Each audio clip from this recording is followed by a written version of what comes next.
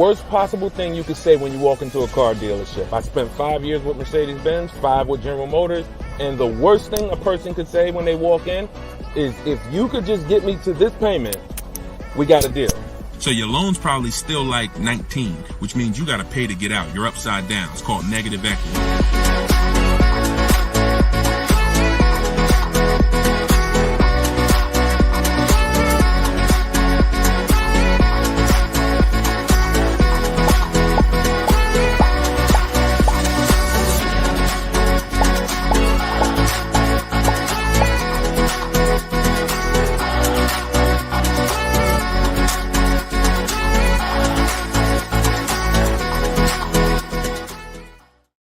Welcome, everybody. Welcome to episode 7, I believe we're on, of Car Shopping Questions and Answers. We're live. Today is Thursday, 3 p.m. If you're watching this right now, then you are live. What we're going to start doing is we're going to start letting you know, because we do rebroadcast these shows all day, so you can, catch up on them. You can send friends and family to watch the rebroadcast. But right now, you are actually with us live. So welcome. If this is your first time here, can you type a 1 in the chat? Shout out to the first time people. I just want to see how many people are new. You've never seen me before. You've never been on a live show. Okay, Troop Chat, I see you, Troop Chat. Good to see you. I always like to know, because most of you probably have never been on a live with me before. What's up, Black Hummingbird? Great to see you. So hold on, I got Instagram on my phone here. And as you come in, first of all, I want to introduce myself, because you don't know me. My name is Deshone. I go by Deshone the Auto Advisor. I spent 14 years in the car business, 5 with Mercedes, 5 with General Motors, and 4 I ran my own brokerage. Now what I've been doing since 2020 is showing you how to get below market car deals on purchases, leases, used cars, new cars, everything from home. I'm the author of the book, the digital book, Cars from Home, 7 Steps to Saving Time, Money, and Avoiding Dealerships. And during the show, for 30 minutes, as part of our welcome offer, you can get your copy for 75% off. It's normally $97, but in my TikTok bio, in my Instagram bio, and in the comment section, you can grab your book. You won't leave the broadcast, so you can make sure you get there before the countdown, but you'll still be here tuned in with us. So I want you to start typing your questions, and then Dolan, who's moderating, is going to pull them into the show, and we'll answer them one by one. Okay? Start typing your questions. I see we already got one from Michelle here on TikTok. Bounce back. Type your question on Instagram. I see you. Type your question in. And could everybody who shares, share? I'm only talking to the sharers. I know who y'all are, and I'm talking to y'all. Shout out to the sharers. And I'm still trying to find out. I might do a giveaway once a show for the sharers only, but I'm gonna have to figure out how to see them. So I got to figure out, maybe you screenshot that you shared, and we trying to do something special for y'all above and beyond, because we can't grow this show without y'all. The ones who tell your friends, the ones who invite your friends, the one who tag your friends, the one who hit those share buttons. Appreciate y'all. So we got something coming for y'all very soon. Okay? So pull the first question, and Dolan, let's get the show on the road. Okay, this one's from TikTok. Leasing and maintenance versus purchasing and maintenance. Great question. So with a lease, most times all you're doing is oil changes, tire rotations. If you got a luxury vehicle or import luxury vehicle, maybe they require like a brake fluid change. Like when I worked for Mercedes, you had a service A, service B, service A, service B. That's how it usually rotated. And the service B was, a brake fluid change, but it's pretty cut and dry because it's a new car. So versus purchasing, then you're talking about long-term maintenance. Then you're talking about, which if you got a good car, you're usually still doing those things up front.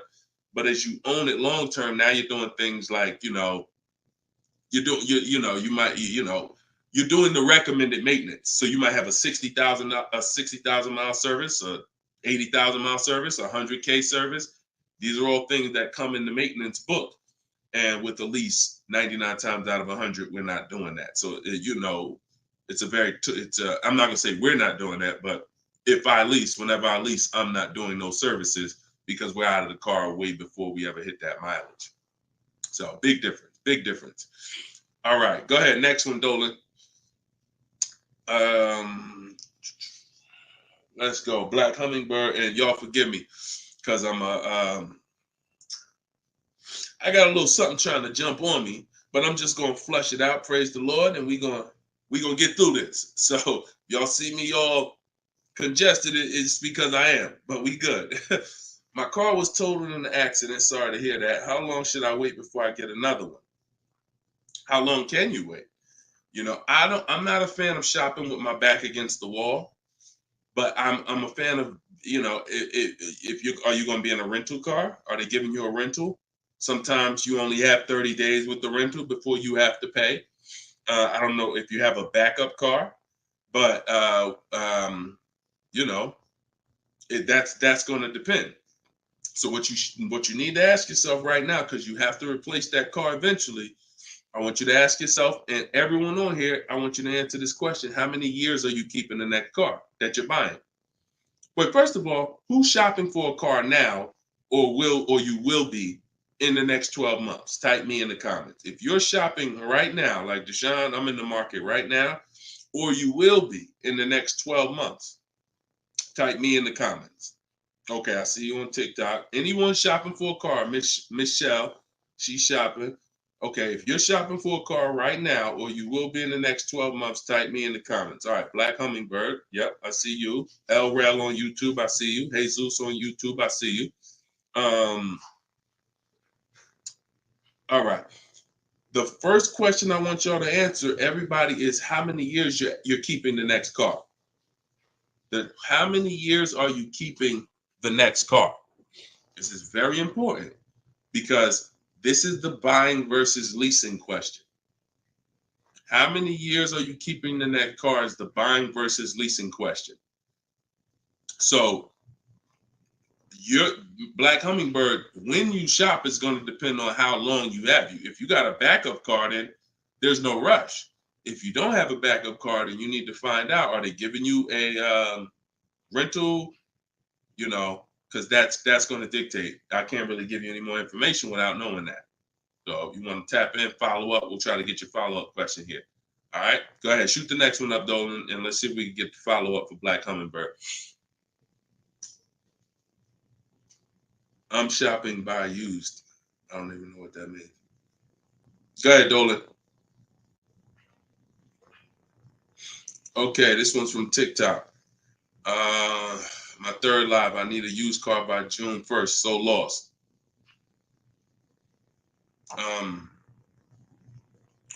Where you lost? Everyone learns differently. So you have to ask yourself, how do you learn?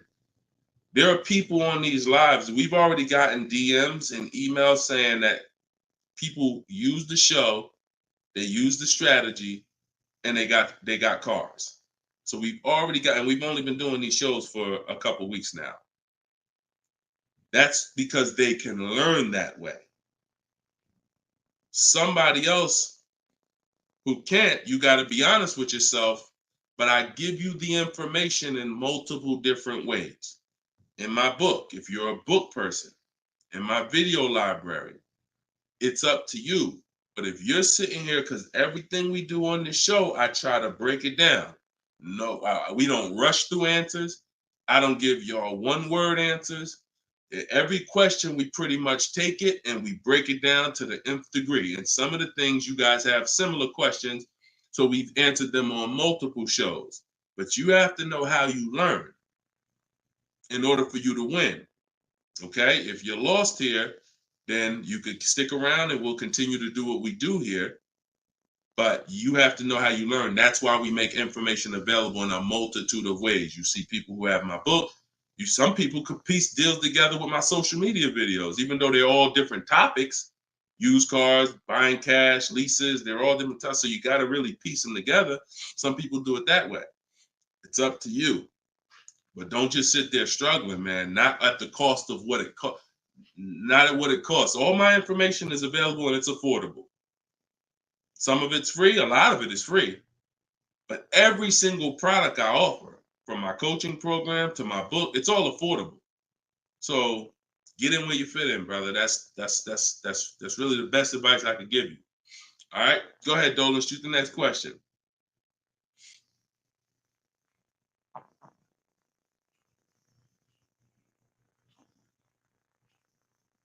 Okay, this one's from YouTube. LRel, what's going on? Peace, Deshone. I'm in the market for a used pickup truck for work. Never had one. How do I narrow down a reliable make model? Okay, so if I'm looking at you, the question you're asking is about the quality of the car, not finding a good one. So, example, let's just say there's a Dodge, a Dodge pickup truck. I'm just making this up, and that vehicle has a low reliability score. It doesn't matter if I go find a good one and I use my steps, the steps I'm going to go over with you to find a great used car, because the car overall has a low reliability score. Some Nissans have a low reliability longevity score because of their transmission. It doesn't matter if you use what I'm going to teach you to narrow it down to a great one, because the vehicle overall has a low longevity score. So I think the question you're asking is, how do I find a vehicle that has a good reliable one, and then I'll go shop for it. And because we could switch it. You could have a vehicle that has a high reliability score, high longevity score, but then you got a bad one because you didn't have a process on how to get it. So I think you're asking the first question, which is top level, how do I choose some good vehicles? And that's really Google, and we have a process. It's in our shopping process where we do a reliability check on every single vehicle. It takes 5 minutes to do. You're going to type in the specific year, because years change. You might have a 2019 that has low reliability scores. In 2020, they fixed it. So we got to make sure we're adding the year when we do this Google search. But if I'm looking for a pickup, I'm looking at like a 1500, and I'm looking at, what I need. Some people need 2500 if you need heavy duty or something like that. But then what you're doing is typing it into Google, and you're looking at all the competitors. I'm looking at the Toyota pickup. I'm looking at the Dodge pickup. I'm looking at the Ford pickup. I'm looking at the Chevy pickup. And then I'm just choosing, all right, which one of those do I like? All right, I like those two. Then I'm deciding which one I'm going to like. Now, if you're buying used, you can't test drive it, because you can't test drive a used car until literally you're ready to take it home. You can't go and test drive one here, because the one you end up getting may drive totally different. That's just the way it is with used cars. So oftentimes what you're doing with used cars is you're looking at it, you're looking at videos on YouTube, but you're going to narrow it down to what you like, usually what you see in supermarkets, parking lots, on the road. Oh my goodness. Lord Jesus, help me get through this. And then what you're going to do is you're going to do that reliability check. So you go to Google, you type in the year 2019 Toyota Tundra reliability. Then you're going to skim that first page. So that first page of articles is going to tell you all you need to know. If you see low scores, if you see 7 out of 10 reliability, just skim that. Don't pay attention to any site from a dealer. This is part 4. This is in my book, because this is step 4. Because the next step after this car passes this test is now we're going to shop for it. You can't skip this. So that's why this is a really good question. Some of you are skipping the process of doing a reliability, longevity, and initial quality check on the cars you're getting. And that's why you get cars that are in the shop every 90 days. It's not because you bought a bad one necessarily. It's because the car itself has a low rating. Transmission's going out on you because you didn't do a longevity check to see that that car is known to have transmission problems at 80,000, 90,000 miles. So if you skip this little 5-minute step, it could cost you thousands of dollars. So you want to do that reliability, skim those articles. And then because you're keeping long term, you're not leasing, you're going to do the same thing with longevity. So you're going to type in 2019 Toyota Tundra longevity. And that's when you're going to see what they're saying about the car long term. Does it, transmission issues, engine issues? Sometimes it'll say right at the top, these cars are known to last 200 to 300,000 miles when properly serviced. Then then the only mission is, all right, the car itself has great scores. Now I have to find a good one. Okay? That's step one now. Okay? That's where you start. Great question. Okay, go ahead, Dolan. Shoot the next one up. All right, we got Philip on Facebook. Would you say buying or leasing is better right now? Also, what about down payment with leasing? So, all right, you should never be in a position where you're asking yourself, should I buy or lease this car?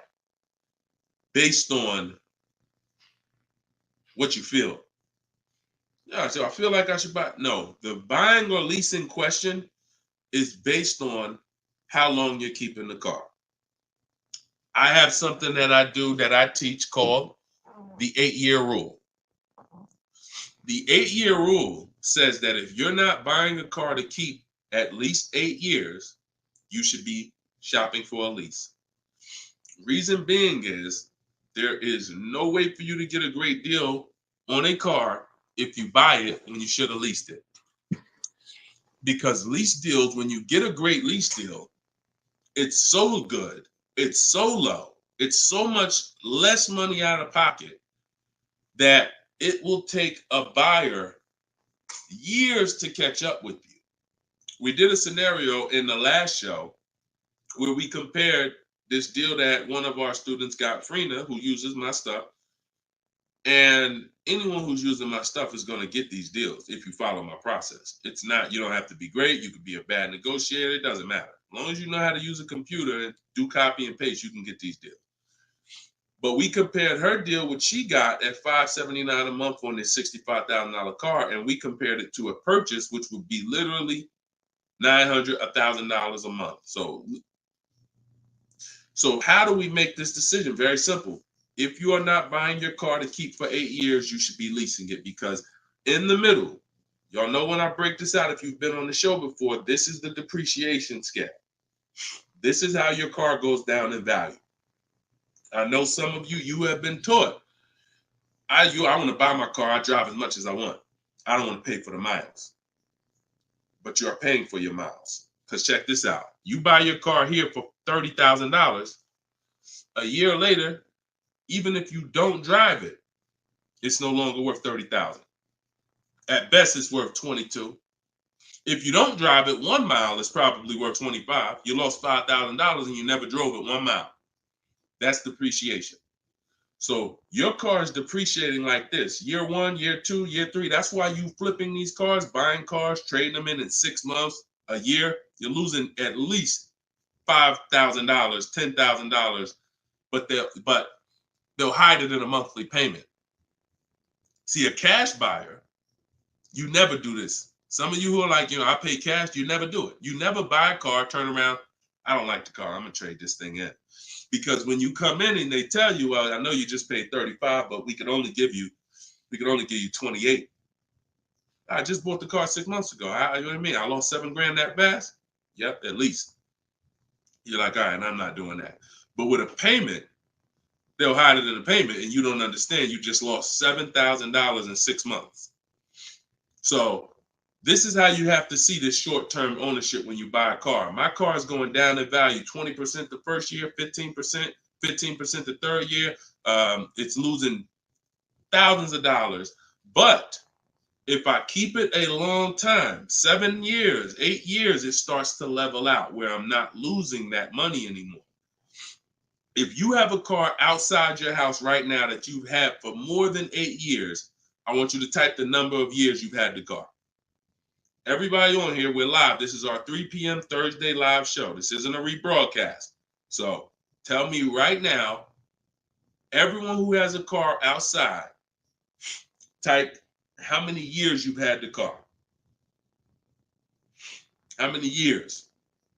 If it's 8, if it's 9, 10, 12. Had somebody on the last broadcast, somebody said they had like a 15-year-old car outside. You'll notice this, Gilda, you got an 11-year-old car outside. Here's what you'll notice. Your car is no longer losing value like this every year. Your car is no longer losing value like this every year. You're going to look and say, if let's assume right now, Gilda, your car is worth, I'm just making up a number. I don't know the car, nothing. Let's say it's worth $8,000. A year from now, it's going to be worth close to $8,000. Probably worth $75,000.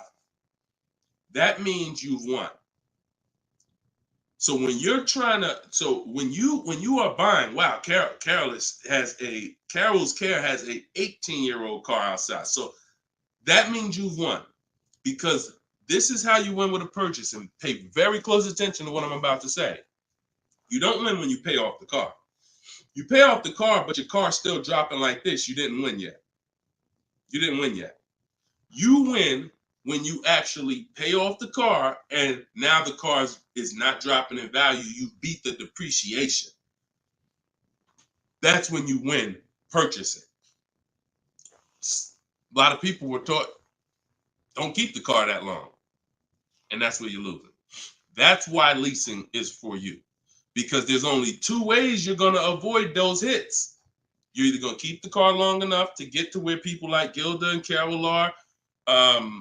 Look, Big Rich has these are people who kept cars long term, or you're going to get great lease deals where you're paying pennies on the dollar and you're winning. But those of you who are stuck in the middle, we got to get you out the middle, because you are losing the most money. You buy cars, you resell them. You buy cars, you trade them in 2 years, 3 years, you're losing the most money. You lease, but then you buy the lease. You're losing the most money. You're stuck in the middle. You got to pick a side. There's only two ways to win. Great lease deals, long-term ownership. Anything in the middle, you're losing thousands and thousands of dollars in depreciation. All right, we clear? All right, perfect. Shoot the next one up, Dolan. I see you, Luscious. I purchased the book. Awesome. Congratulations. Enjoy it. This whole show is sponsored by my new book, y'all. It's called Car Shopping. It's called Cars from Home. 7 Steps to Saving Time, Money, and Avoiding Dealers. So we have a welcome special. So you can get your book for 75% off the whole broadcast. Well, 30 minutes. It's normally $97, but you can get yours. We're rated 4.94 on Goodreads. You can get yours for $24 as long as you get to my bio before the 30 minutes expires. And $97 is a great price. Because here's the thing. I got a lot of books on my shelf. I cannot tell you a lot of books that saved me a lot of money. And my goal for this book was to be one of the books where you look at and say, man, this book right here has saved me thousands and tens of thousands of dollars. And that's my goal for the book. And we've been doing well at that. So, all right, this one's from Instagram. Mission Green. I'm in a purchase for 2 years with negative equity. Want to get into a lease. How can I walk away with the least out-of-pocket cap? So, you're in a purchase right now. You realize, Deshone, I'm not keeping my cars 8 years. I want to transition to a lease. Okay, so what you're going to do, the first thing you're going to do is an equity assessment.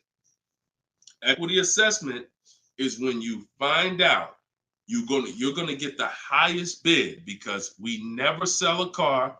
We don't trade cars. We never replace a car without getting bids on it. We never buy a car without getting bids on it. We never take a loan without getting bids. So what we are doing is we need to get bids, because bids are going to tell us what is the highest offer we can get for our car, which means that would be the smallest amount of negative equity we could possibly have. So as you get these bids, you're going to get your payoff from your bank, call your bank, get your payoff, then go to CarMax. We like to get 6 bids. CarMax, Driveway, Carvana, Kelly's Blue Book Instant Cash Offer. Do not use kellysbluebook.com. It's nothing but a marketing website that it does us no good. Kelly's Blue Book Instant Cash Offer. Auto Nation Sell My Car, and Car Guru Sell My Car. Now, that'll get you 6 offers. And once you have those 6 offers, you'll know this is what my best case scenario is when it comes to my negative equity. That's my best case. There's 2 ways to get out of negative equity and get a car. There's 3 ways to get out of negative equity, but one of them doesn't lead to a car right now. So we're talking about the first option. That's what you do, and you want to pay the difference. So you're going to get all those bids, and you're going to look and say, okay, I got a $4,000 negative equity if I sell my car to AutoNation. They're the highest bid. Highest bid, $4,000 negative equity. I would not be taking any other money other than the putting it to the negative equity. If you got $4,000 in your pocket or anything and you're like, hey, should I put this down? No, we're going to get the next car with no money down. We need to minimize our negative equity by taking the highest offer from the online bidders. Now, once that happens, we close the gap, and that's the way to move. That's the best case scenario. So if you can't do that, then what you're going to do is you have to trade. This is the only time we trade cars. There is no other time where we are going to trade a car, because you don't get the most money trading a car. You don't get the most money trading anything. If you think about it, if you got a lawnmower and I got a bike, and I'm like, man, look, I'll trade you my bike for your I'll trade you my bike for your lawnmower. Neither one of us is really getting the most money that we could get. That's a trade. It's like a little compromise. I take a little less because I got something you want, you got something I want. It's different than me saying, you know what, I got a bike. Let me see the most money I can get for my bike, and then I come back and pay you for the lawnmower. And this is how you have to see it. This is why we don't trade. Because when you trade, you're not making the buyer win a bid. You're not making the buyer bid. You're just saying, whatever you could pay me, I'll take it. That's why the first option I just laid out is the best option. But some of you don't have the cash to pay the difference. So you have to now forget about the old car right now. You shop for your new car and you get bids. So let's just say in that example, I find out I'm you. I can't cover the difference and sell to the online bidders. Now I'm going to start shopping for my lease. So let's say I'm shopping for a Jeep Grand Cherokee. I get my offers. I find out who wins the bid. I identify you're the highest bidder, and I'm going to that dealer and saying, okay, you're the best bid. Can you tell me what you could pay for my old car? I'm not telling them what I owe. That doesn't matter. I'm just seeing, what could you pay for my old car? And then I'm going to have them get an offer. Now, it's not, in 99% of the time, you guys, it's not going to be what you thought it was. If your highest offer over here with the online bidders was 22, do not think that dealer who won the bid is going to say, I'll give you 22. They probably say, the most I can pay for it is 20. And you have to take it because they can't win both bids. That's just almost impossible. The fact they're going to outbid all their competition on the car you're trying to buy from them. So I beat all these other Jeep dealers to win your business, and I'm going to beat CarMax, Boom, Driveway, all these other companies and pay you more for your trade. That's not going to happen. So that's why I say the first option is the best, because the second option, you're going to have more negative equity because the dealer cannot pay as much as the online bidder. So now that's what you would do, and you would tell them, okay, please add it to my deal, and you'd have to roll it into the lease over there. Third scenario where you can't get out is if you have too much negative equity. You're either going to need cash or you're going to need to pay the loan down. It's that simple. Because when you bring that negative equity over, the bank only has a certain amount that they're going to approve. If you're buying a $40,000 vehicle, they're not going to approve $55,000 because you got all this 10 grand negative equity, 12 grand, you're just trying to slap it on. You can have a 900 credit score. That's why I call negative equity the bad credit for people with good credit, because it can literally prevent you from getting a car.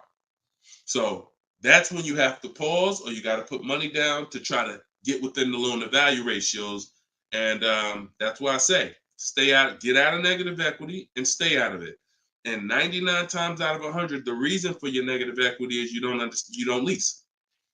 You don't lease. You buy cars, you take out 5-6 year loans on them, God forbid longer, 7 years, 8-year loan, and then you trade those cars in before the loan's paid off. That's what's happening 99 times out of 100 to cause people negative equity. And we got and that's the cause. So I just gave you the solutions, but I also want you to know the cause. And that because you're already moving to a lease, you already understand, which is good for you. You already understand, all right, I'm not buying cars anymore until I want to keep something 8+ years. I'm going to start leasing. So this should be your last time ever having negative equity. Okay? Great question. All right, Dolan. Let's throw the next one up. Great question, Mission Green. All right. We are live, y'all. It's our Thursday, 3 p.m. live show.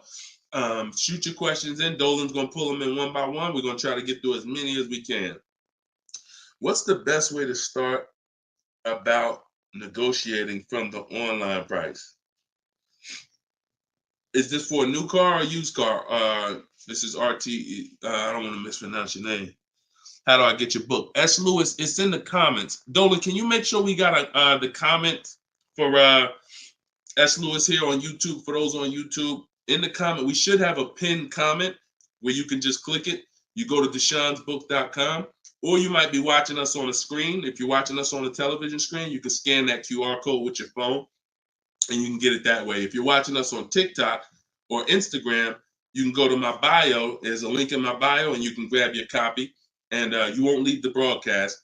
You'll still be able to hear us, but you can get your copy before that 30 minutes expires and the book goes back up to $97.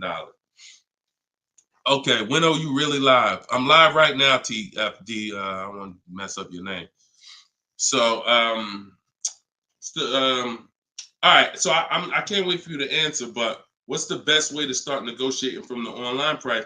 So let's just assume are you talking about a used car? If you're talking about a used car, here's what you got to know. There's two types of dealers.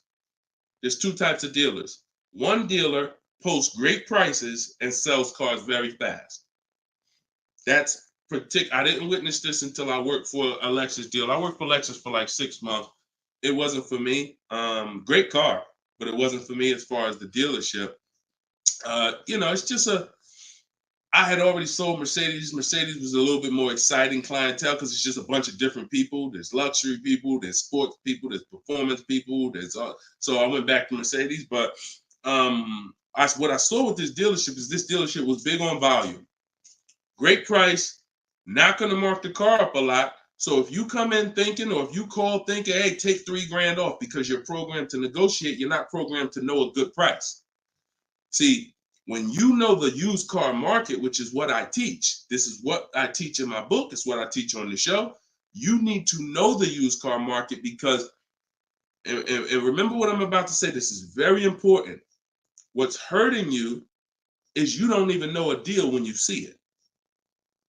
I've had people who are looking, I'm literally making them an offer that I know the dealership is daggone my manager don't even want to do this deal, but they need it. We need the deal. We behind on our numbers. I'm selling the car. We ain't making, it's like pretty much a break even triple net deal. And they're still looking and questioning it. There's nothing we can do. And the reason why I never get in that situation, and the people who listen, if you listen to me, you'll never be in that situation, is because when you have multiple offers, you know a deal. See, the reason why those people would question if this was a deal, they didn't have enough offers. They didn't see that there's offers $2,000, $3,000, $4,000 more than the one I was making them to know confidently, Deshone, this is better than every offer I got so far. Let me take this and get up out of here. So you don't know a deal when you see one, and that's hurting you because someone who knows a deal, like me, or like somebody that listened to me, give you an example. Some of you are in the same town as some of you have my book. And some of you are actually shopping for the same car that someone else on here is shopping for. that means y'all are competing. So someone who's using my stuff and who knows a deal and who's sitting here talking to multiple dealers while you looking at one dealer slow and doing this, they're going to get that car out of before you even have a time to wonder if this was a good deal. Oh, you know what? That is a good deal. Let me call them back. That car's gone. It's gone. So that's the first type of dealer.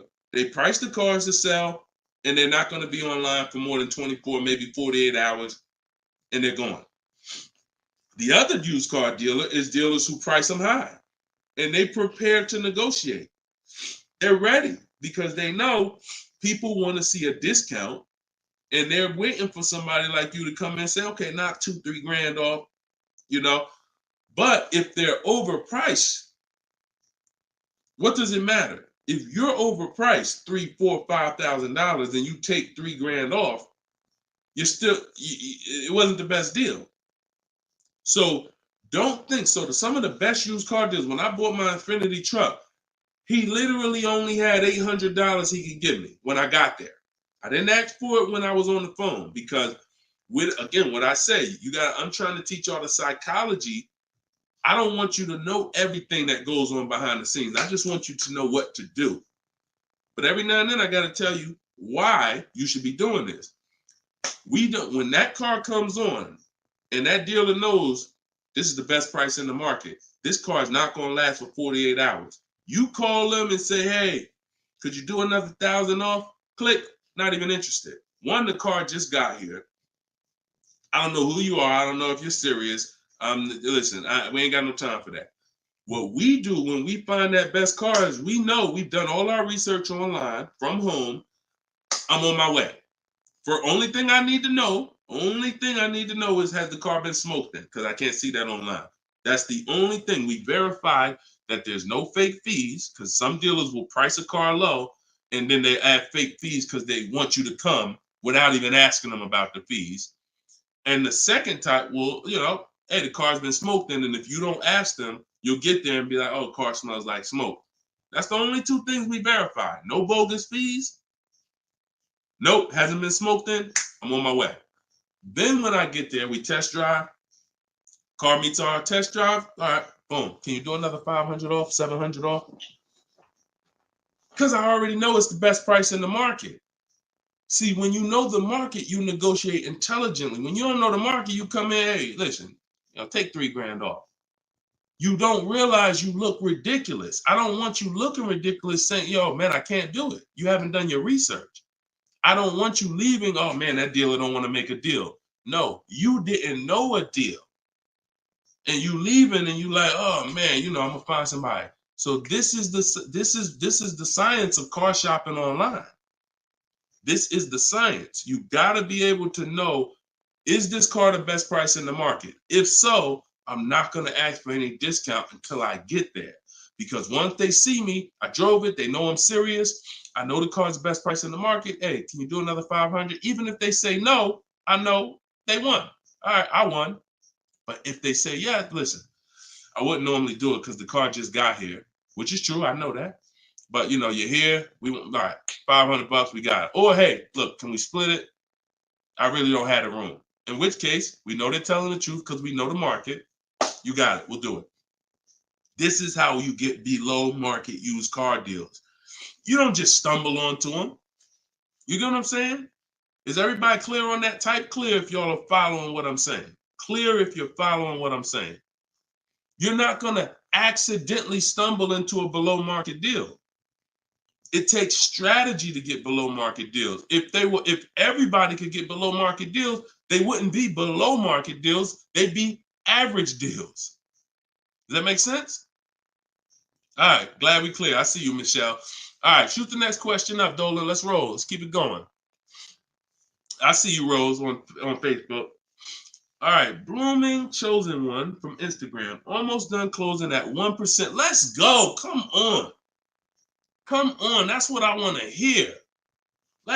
Come on. If y'all don't understand, Blooming Chosen One is about to close a 1% lease deal. That means her lease pay, I'm assuming that this is a woman. I can't see, so forgive me if there's no picture. She's about to close a lease deal at 1%. which means her lease payment is 1% of the MSRP, no money down. I just want to make sure it's clear, chosen one. We don't, if it's money down, it's not 1%. It should be like $400 a month. I'm giving you $400, car's $40,000. That's 1%. So, any tips on techniques for finding great deals on insurance? I use Insurify or I use Jerry. These are apps that shop on websites that shop multiple carriers. And I know it's Kayak and stuff like that, but what I found is Insurify has like insurance companies that we don't know about. It's painful shopping for insurance unless you have something that's actually, because think about all the insurance companies around us that will want to give us auto insurance. We don't know about them now. Small companies, they don't have the advertising budgets. So you want a tool that's going to connect you with all these insurance companies, not just the big name ones that we all know, Liberty Mutual, State Farm, that got the, $1 billion marketing budget.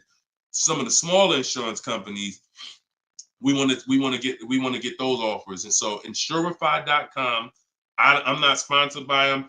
I just love multiple offers.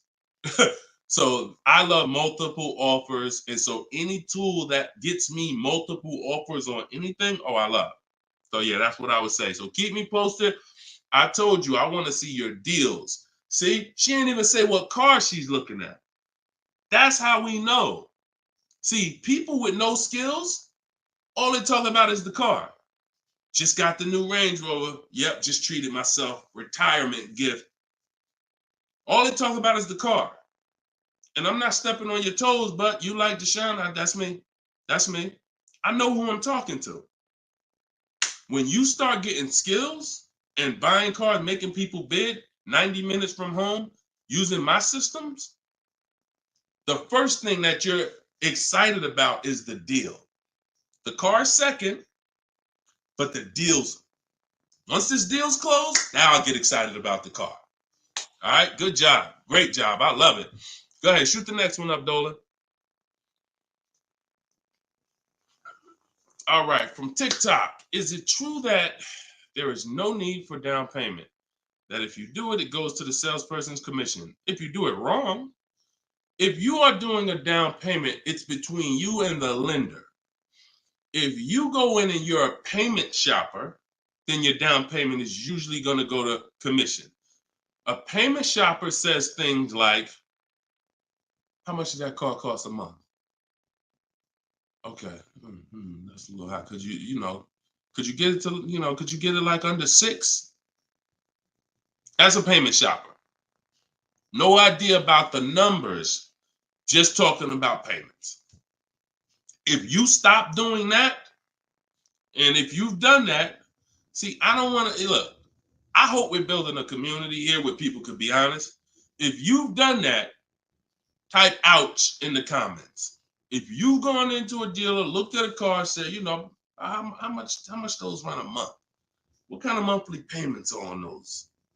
And I know that there's some people who are not gonna be honest, but this is how a lot of people shop. It's a payment thing. Yeah, okay. I appreciate it. I see. All right. I see we got some. All right, we got some people being honest in here. I see you. I see you, Michelle.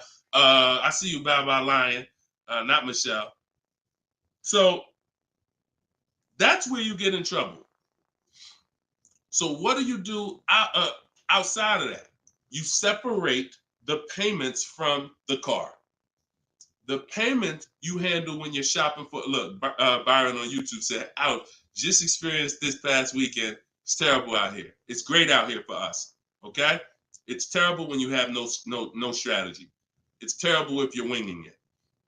It's great out here for us. Like, and I'm not even saying that, underplaying that. Like, I've been doing this so long, and I got just so many people that done learn from me, and so many people getting cars. I got a private group, so I get to see this stuff. You know what I'm saying? I get to.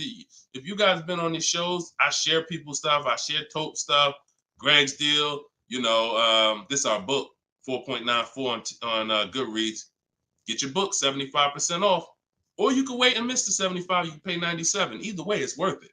Either way, but $24 is better than $97. In my TikTok bio, you got 30 minutes, or in my Instagram bio. But check this out, Kimberly's deal. She saved 20 grand off her Maserati. Look, Bonita, middle of the pandemic. So we've been hearing since we started this whole thing, yo, it's terrible out here. Man, there's no deals out here. Middle of the pandemic. Look, December 2022. Blood in the streets. Kia Telluride, one of the most popular vehicles of the last 3 years. Bonita, from home. Kia, 2023. 600 down, 600 a month. People paying $800-900. It's people right now that's going to watch this broadcast that has this particular car paying $700,000-900,000 a month for it. This same vehicle. So, Charles, Hyundai Palisade, top 5 most popular vehicles the last 5 years in this category. Look, $597 a month, $48,000 truck. So it's what you know. In fact, it's what you don't know.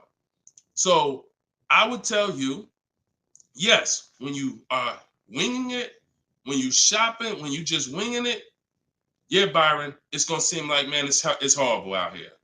When you step back and start using my bidding systems and letting these deals come to you, letting loans come to you, you're gonna feel like you're in control. You call the shots. Okay? So that's what I want everybody to know. It's all perspective. You know, somebody who's never had a fight in their life may be like, oh, shoot, I'm gonna lose this fight. Mike Tyson, he's not worried about losing a fight. And I hope he's not throwing this fight. So, another end. It's all about what you know. You learn better skills, you get different results. You keep the same skills, keep shopping like our grandparents shop, keep shopping like our parents shop when there was no internet, keep shopping like it's 2005, you're going to get those same results. All right? Everything I'm talking about, y'all, is in my book. This whole show is sponsored by my book, Cars from Home, 7 Steps to Saving Time, Money, and Avoiding Dealerships. My whole shopping system is in there. You can get yours in my bio. I just said that. So go ahead, Dolan. Shoot that next question up that you had up on the screen. My lease is up this year, but I'm over 4,000 miles, and a car dealer just told me if I lease again that I'll have to pay for the over miles. What do I do? Okay, I want you to know something, and I want you to hear me clearly. Dealers who tell you they'll cover the mileage. I know some of you have heard this in the past. You know, my dealer said if I release a car from them, they took care of the mileage for me. No, they didn't. No, they didn't. Mileage is never taken care of because mileage is between you and the bank. You told me you were going to drive this, the bank, not the dealer. Dealer has nothing to do with the car. Once you drive off the lot, it's between you and the bank. It's between you and the leasing company. So when you go over miles, the bank says they told us they were going to bring this car back with 36,000 miles on it. They already have an estimated value of what they're going to sell the car for, and it's based on 36,000 miles. That's why if we're under miles, we always do an equity assessment. You're going to do this either way, Miss B, but this is one of the main reasons when we're under miles, it doesn't matter, because if we drive less than we told them we were going to drive, we want to see if there's any equity that we can actually pull out. If you didn't know you can sell a lease, yeah, that's another discovery. Aha moment, you can. We've been doing it for years. So, but going back to this case, if you're over miles, you got to pay for it because you can't give it back to them. It comes out of their profit. So what do we do to try to minimize this? One, we don't let a dealer tell us we're going to work this out for you. We have to do our own equity assessment. So you want to see what your position is. You want to call the leasing company, get your payoff. This is the second step in my process. Once you know whether you're going to buy or lease again, that's step one. Now, if you have a car to replace, you own it, you lease it, doesn't matter. Anything you're replacing, we got to do an equity assessment on it.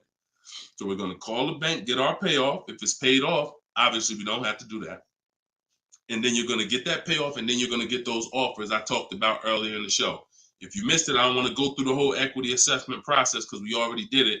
And for the people who've been on here, I don't want to repeat the whole thing. But if you go on YouTube, if you go on Facebook, you'll be able to see the broadcast. Go to the section on equity assessment and follow that process, because you need to see, can I sell this vehicle and break even, get out of it, or if I have a mileage penalty, you know, does it make more sense for me to actually get out now, which in a lot of cases it probably won't because you have payments remaining. So if you got out now, see, if you sell it, it's clean. So if you sell it, and it goes back to what we were talking about with what somebody asked the question about the negative equity. Let's just say I'm you. I do my equity assessment. I find out to get out of the lease, I got to contribute like $1,000, but I could get out now. When I sell a lease, there's no penalty. It's literally no payments due, nothing. It's everyone's whole. That's the only way everyone's whole. My second option is I got to account for the payments I have left on my contract. If I got 5 payments left at $500 a month, that's $2,500. Does it make more sense for me to get out now and pay those payments? Probably not. Or does it make more sense for me to just wait and take the mileage penalty? So those are the 3 things you're comparing. Selling the car, and you're seeing what's the least money that comes out of my pocket. What's the best of those things? Selling the car, getting out now and taking the payment hit, because all those payments are going to be due. They're going to have to be rolled over to your next vehicle, or driving the car until you get close to the end of the lease, and maybe maybe it depends on how much you drive per month.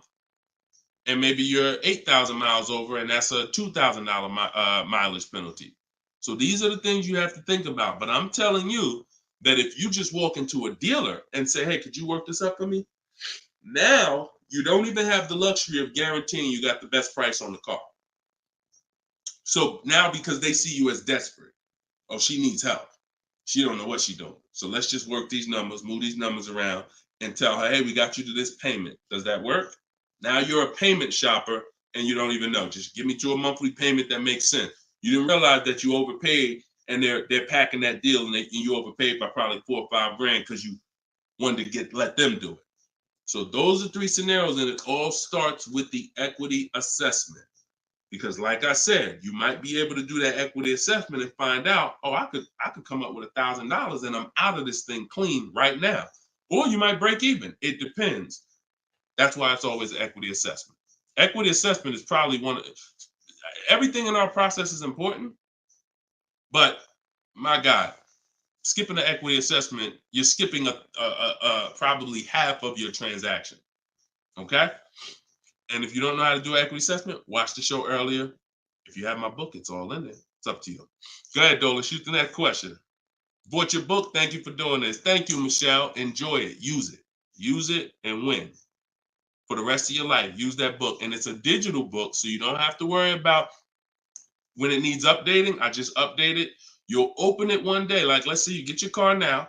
A year from now, you open up that book and you're like, all right, I need another car. My spouse need a car. My child need a car. Man, wait a minute. There's different stuff in here. That's why you always keep the email I send you with the master link in it, because that's where I update the book. All of you who got the book, when you download it, don't save the email, because when you click that master link, that's where I update the file whenever something changes. So, and I couldn't do that with a print book. I can only do that with a digital book. Yeah, don't worry. I don't do trades, J. Paul. So if you ever see somebody selling crypto, all of that, like anybody with a decent amount of followers is going to have knockoff accounts. Like, I do car education. That's all I do. I don't do crypto. I don't do none of this other stuff. It's been fake Deshone the Auto Advisor accounts since we was on TikTok. We got 1.5 million followers on TikTok. The fake Deshone the Auto Advisor account started popping up. Nothing we can do about it. You got to watch it, though. Watch it. Okay, this one's from Instagram. Considering a lease of a Lexus electric vehicle. First time lease customer. Do you have any advice shopping for a lease premium electric vehicle? Same process. Same process. My system doesn't change. I'm gonna tell you, there's only one scenario where it changes, but electric cars, look, doesn't matter. Look, Look at Sean. Bids. F-150 XLT electric. Bids. $73,000 vehicle. He got it for 57. He saved over 20 grand. Bids. That's electric. Electric. You don't know what rebates there are. You don't know what's what. Rolls Royce. Bids. Popular cars. Bids. Exotic cars. Bids. Doesn't matter.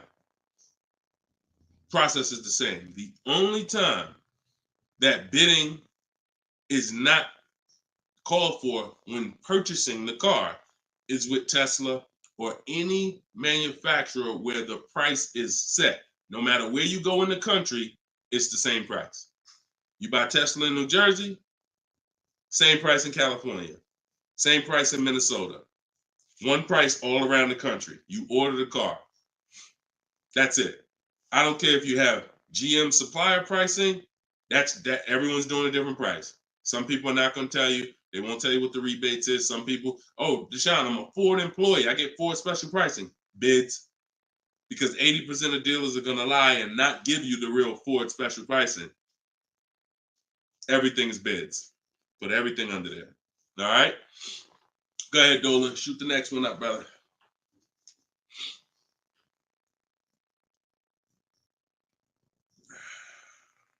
No, you don't bid. You don't bid, Coco. You're making people bid.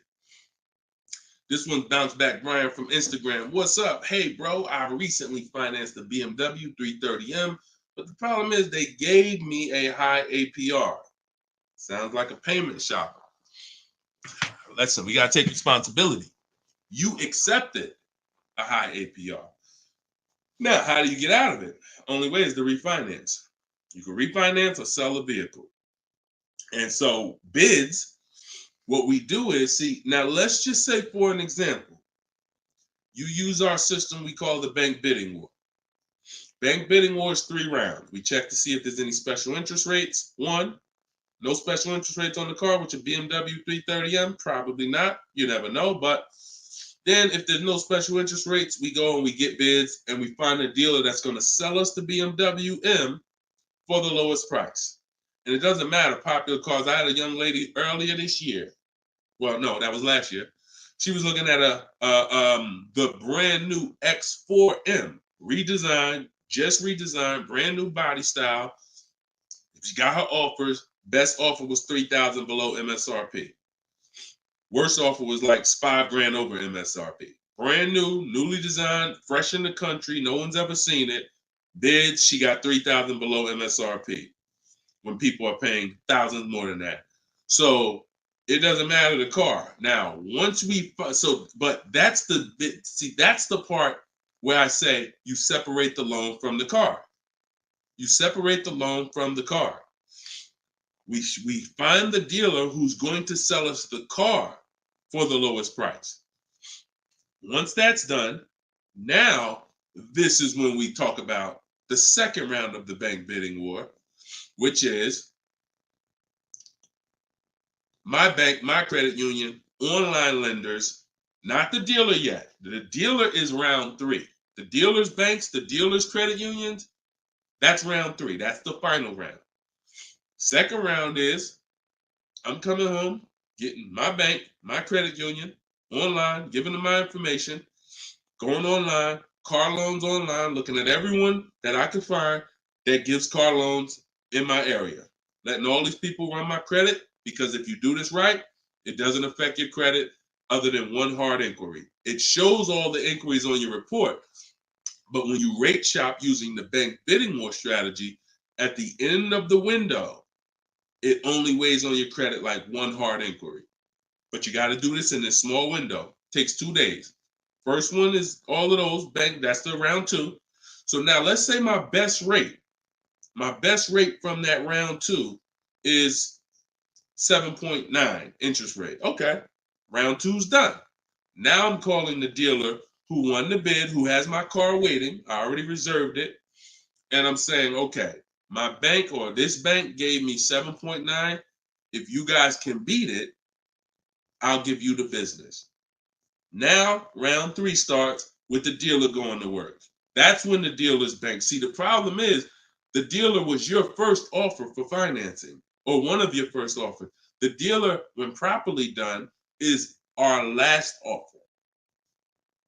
And so if he came back and at the end of those rounds, 8.99 was the best rate, you wouldn't have a question. You wouldn't be questioning it. You wouldn't be saying, oh, man, how do I get? You would still be considering refinancing because that's still the solution. Whenever rates get lower, you refinance. But you wouldn't be it wouldn't be they gave me that. It would be that was the best rate available at that time. So that's why you need to get bids for future reference.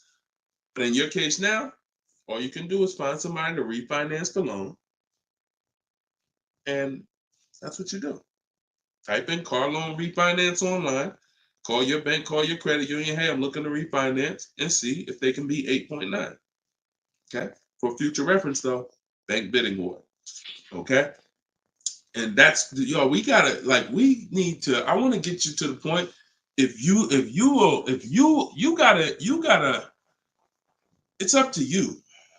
Use this. Everything I'm telling you is simple. Nothing I'm telling you is rocket ship building. This is all simple online processes from a computer. We got grandmothers doing it. We got introverts doing it. Doesn't matter. We don't even talk. Has anybody heard me say anything about talking? No. We're using online tools to get these processes done. That's why they work for everybody. If you had to talk, then yes, you could mess it up. But this is for the future reference. We want to guarantee that we got the best price. And the only way we're going to do that is with bids on everything. Okay? Go ahead, Dolan. Next question. Great question, though. All right. This one's from TikTok. Can24 Loco. Is a lease worth it if I know I'm going over the miles?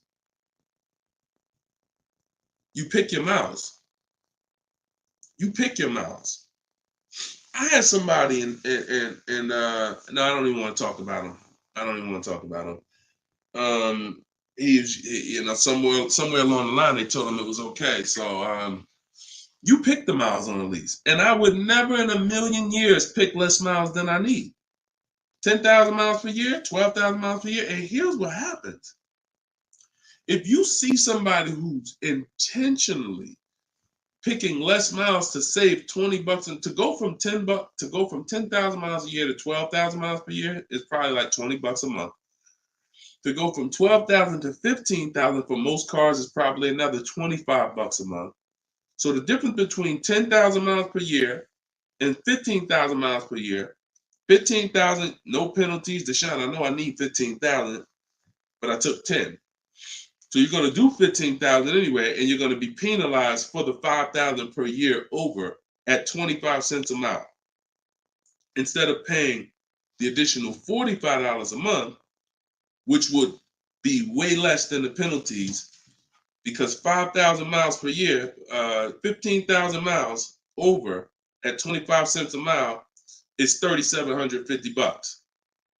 $45 a month times 3 years is $1,620. Numbers are numbers. $45 a month more to my lease contract from the beginning, because that's the mileage I really need.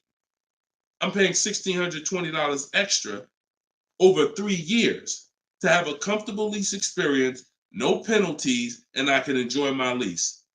Versus taking 10, knowing I'm going to drive 15, and then looking and saying, Dad, I'm over miles by 15,000 miles, and how can I avoid this almost $4,000 bill that's coming? Choose your mileage wisely. Deal structure.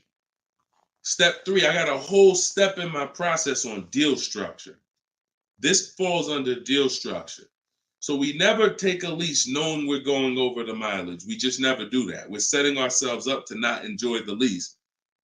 For what? That's it. Step 3 in my process, I got part of deal structure. I got a section in my book on this, is choosing your mileage wisely, where you look and estimate how much you drive, Or if you have a car, you just look back and say, all right, I drive 12,000 miles per year. You can look back at what you drove. If you don't have a car, then you're just going to look and say, all right, how many miles do I drive to work? Okay, and you add the miles up, and you'll see throughout the year. Oh, plus I'm gonna take a vacation. I want to go down. I want to go on vacation 2 times a year. That's gonna be another 1,000 miles each. All right, perfect. I need 14,000 miles a year. It's a 5 to 8 minute exercise, but you haven't been taught to do it. So there's nothing in my. I don't skip anything because I've been doing this since 2006. I've seen thousands of scenarios working in dealerships, General Motors, Mercedes, thousands. And every time I see something that is horribly wrong, that's costing somebody money, I just made sure I added it to my process. Okay, I'm gonna make sure anybody who listens to me doesn't do that, because this is what happens when they do that. So we got to choose our mileage wisely to actually enjoy our lease. Okay. All right, y'all. Look, we hit 1 hour and 6 minutes. I'm gonna wrap it. I usually try to go like 1 hour and 15 minutes, but as y'all can see, I'm actually struggling to get through this. I need to go and get me some tea, and that's what I'm gonna do.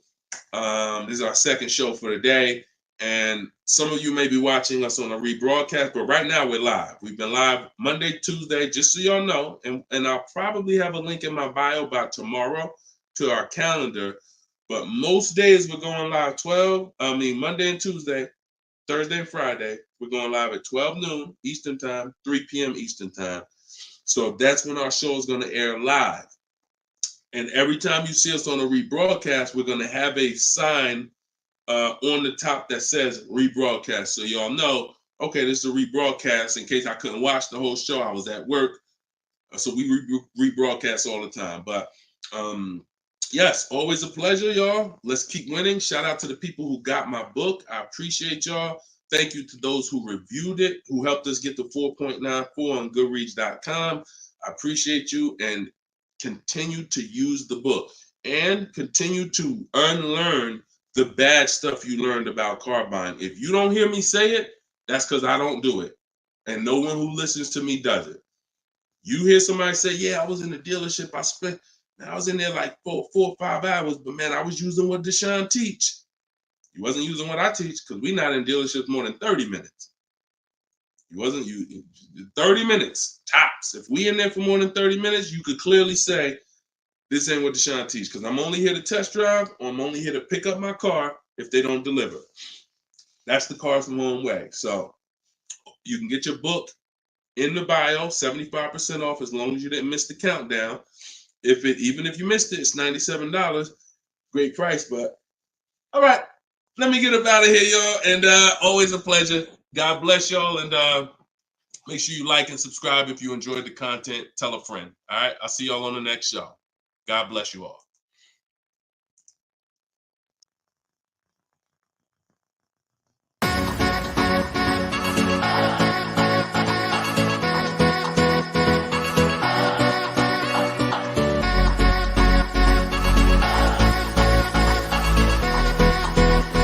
The worst possible thing you could say when you walk into a car dealership. I spent 5 years with Mercedes-Benz, 5 with General Motors, and the worst thing a person could say when they walk in is, if you could just get me to this payment, we got a deal. So your loan's probably still like 19, which means you got to pay to get out. You're upside down. It's called negative equity.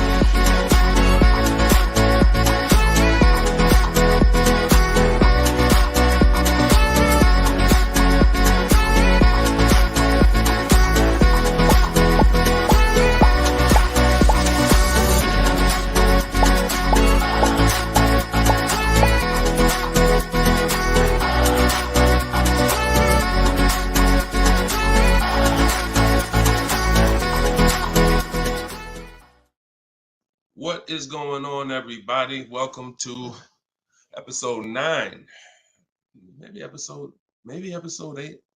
Either way, I'll make sure the right episode is in the comments. But welcome to Car Shopping Questions and Answers. This is our live show. It is Monday. This is our noon show. We want to make sure that you know when we're live and when we're rebroadcasting.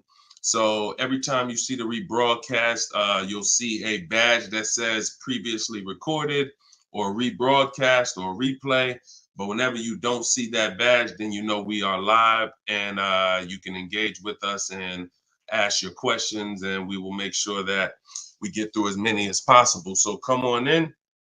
Everybody just come on in. I'm actually just sharing this broadcast on Facebook now.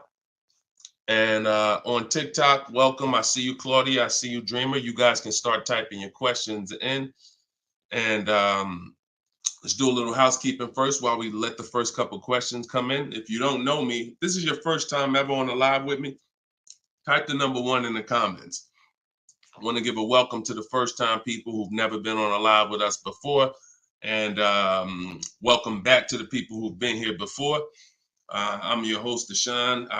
I'm known as Deshone the Auto Advisor. I spent 14 years in the car business with Mercedes-Benz, General Motors, and running my own brokerage. And now what I do is I teach people the science of car shopping from home.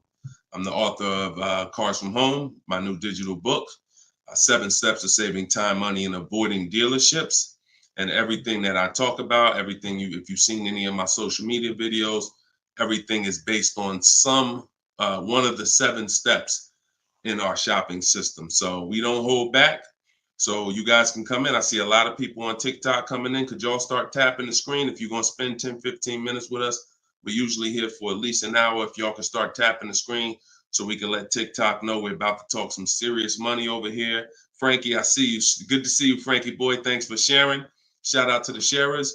And whenever we have the first question, we will certainly get down to it. Also, if you, all of you do have the opportunity to get my new digital book at 75% off. I always like to let you know about this welcome offer. The book is normally $97 and it's currently 4.94 stars on Goodreads.com. So thank you to all of you who have taken the time to rate the book, to review the book. But most importantly, thank you to everyone who's using the book so that you can stop car shopping like our grandparents. No offense, but most people are shopping the way our grandparents shopped before there was internet, before there was leverage. And my mission is to show anyone who's willing to listen how to stop doing that and how much money that's costing them today. All right. Did we get the first question yet, Dolan? If not, then listen, you know I could keep talking. Okay, here we go. Instagram. Shout out to Instagram. All right. How long should you wait to refinance? It's a good question. I would refinance when it makes sense. If you have rates are high right now compared to where they were a year ago, 2 years ago, 3 years ago.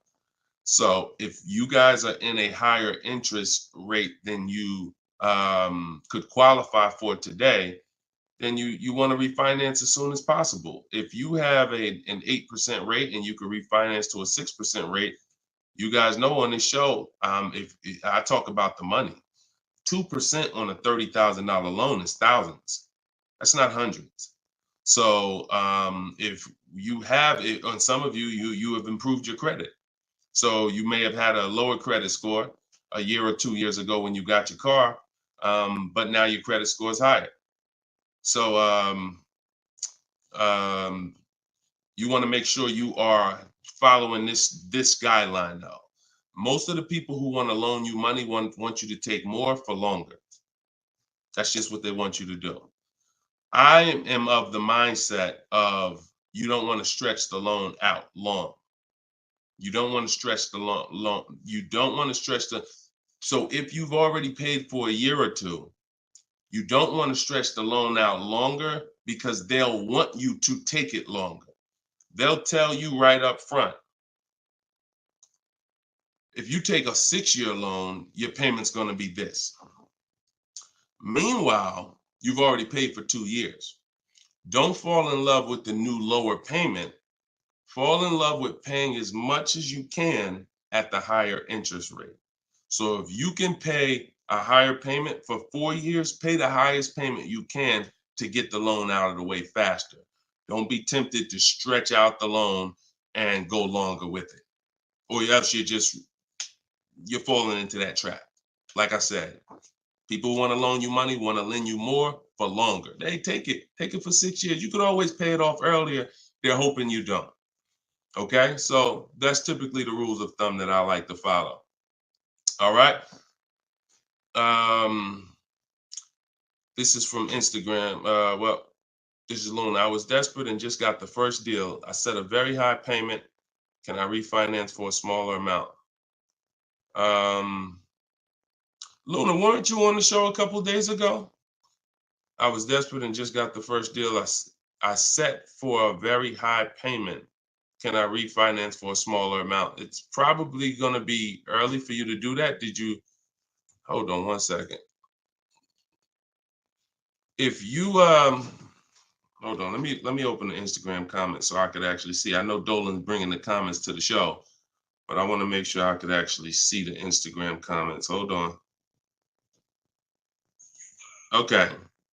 So because if you just got the vehicle,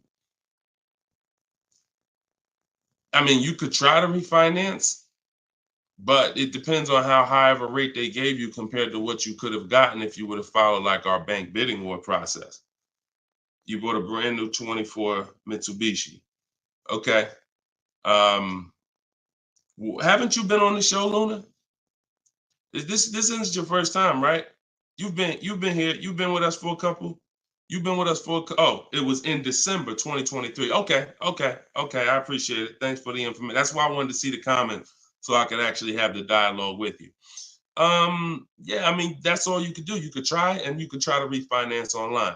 You can go on Google and type in auto refinance online and start to see what those companies look like and see if but you need to know your rate, and then you need to know what the companies that'll refinance you are offering you and see if it makes sense. If you got a higher rate than you could have gotten, then certainly you can refinance. If they got you the best rate that you could qualify, then you may have to wait a little longer, but usually, it doesn't hurt you to check, especially if you're in a considerably high interest rate. You certainly want to see if there's a possibility, because like I said, 2 points, 3 points on an interest rate is thousands of dollars, not hundreds. All right, TikTok, y'all gonna spend some time with us. Can y'all tap the screen and shoot the likes up if you're gonna talk money with us? Here's the thing, y'all. I'm gonna be honest with y'all. Y'all know I've been this way from day one, and I can't be any other way. I'm considering, and some of you know, I'm gonna tell y'all a story because I'm gonna keep this real, real, real, right? So in 2021, we did a podcast. It was called the Auto Advisors Podcast. The Auto Advisors Podcast got 10,000 downloads in the first 90 days, which was a great metric for a new podcast. I stopped it. You know why? Because we're in the way the podcast is, and I'm just keeping it 100% with y'all. I'm never gonna stop doing the information, but if people don't engage with the show, then we'll just keep the rebroadcast going. The rebroadcasts are great. I'm 100 for my lifestyle, for my getting the information out. We do tons of free social media videos. I just don't want y'all to be questioning, Dad, why Deshone not doing the live show anymore? Because the live show needs to make sense. I've been telling y'all to share. I look at the shares. I see the people who come regular. I see not a lot of people share. All good. I just want y'all to know that when you can't ask the questions and you got to just do the rebroadcast, that's going to be the reason why.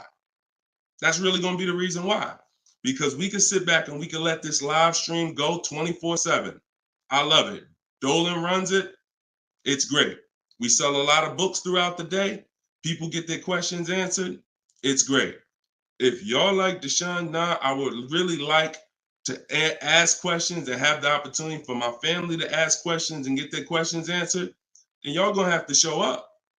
Y'all gonna have to show up. It's always been that way. Now, we're gonna have information everywhere for you. Free social media videos, my free masterclass is in my link in my bio. But if y'all want to keep this show going this way live and not just see 24/7 rebroadcast, then y'all gonna have to make sure y'all show up. And if we don't see the likes and we don't see the shares, then it's all good. That tells us everything we need to know. because there's nobody out there doing what we're doing right now. So if it was 20 other people doing these shows, then I understand. We got to make sure we're better than them. There's nobody doing what we're doing right now. So it's up to y'all. All right, so Dolan, let's go. TikTok question. Can I get a new lease with no money down and get the same car payment monthly, turning my lease in soon? But that depends on how good you're going to shop. See, if you got, a lot of people are going to be fooled into this conversation. Car salesman calling them saying, hey, I could get you out of your lease, keep your payment the same, and you'll be good. That's the conversation they're going to go for. Now they're going by 2021 and 2020, well, really 2021 payments, which were the highest in history. And what they're depending on is they're hoping that most people don't ask a question. You already been paying this, you already been paying the high payment. What if I could put you into 2024 for the same price? Meanwhile, those prices that you were paying were ridiculously high. All through the pandemic, most 99 probably percent of people were paying ridiculous payments. That's why I always show Bonita. So when you look at Bonita, Bonita is the one who got one of the most popular vehicles during the pandemic. It was a Kia Telluride 2022. She got it for $600 out of pocket, $600 a month. It was like a 1.25% lease. How? Sitting at home and shopping offers. So to answer your question, don't comply. Your deal is going to be based on how well you shop. And what I'm teaching you to do is to stop going into dealers because 80% of them are overpriced. So you're going to go into a dealer, do your test drive, and then you're going to come home and you need to get at least 5 offers. Now you could do it my way. In my book, I have a strategy called the 25 to 5. We go online, we go to the dealer's websites, we put in what we want, 25 dealers' websites. It's a copy and paste template. Then we have conversations by email because out of those 25 dealers, figure about 10 are going to have a car we want. And then we're looking to get 5 to 7 offers. If you shop the right way, you're not shopping the right way if you don't see a $150 to $200 difference between your offers. You're just not shopping the right way because we know I've helped. Personally, we have about 1,600 people in our car shopping course, in my coaching program, and we probably have about 6,000 people who have my book. That's enough data for us to know when people send me their deals, 80% of dealers are overpriced. What's the message then? If you don't get 5 offers, you're going to overpay. Hands down. Not 3, not 4. Now, some people with Charles, if they're shopping for a really hot vehicle, like Charles got a Palisade a little while ago, he got 10 quotes. So he reached out to 35 dealers. But look what he's paying. $48,000, almost $49,000 vehicle, he's paying $597. And both of those deals were no money down. So if he didn't know how to shop, then he would be paying $700, $800. Some of you may be looking and saying, Deshone, man, I got a Palisade and I pay a lot more than that. Or, hey, but that's going to depend on how you shop. You must get at least 5 offers if you're truly going to see the bottom of the market, because 80% of dealers, 4 out of 5 are overpriced. So certainly you could do deals with no money down. It's not even a question. And don't pay attention to commercials, because what you'll see is neither one of those 2 deals that I just showed you were from a commercial. They'll probably, when you look at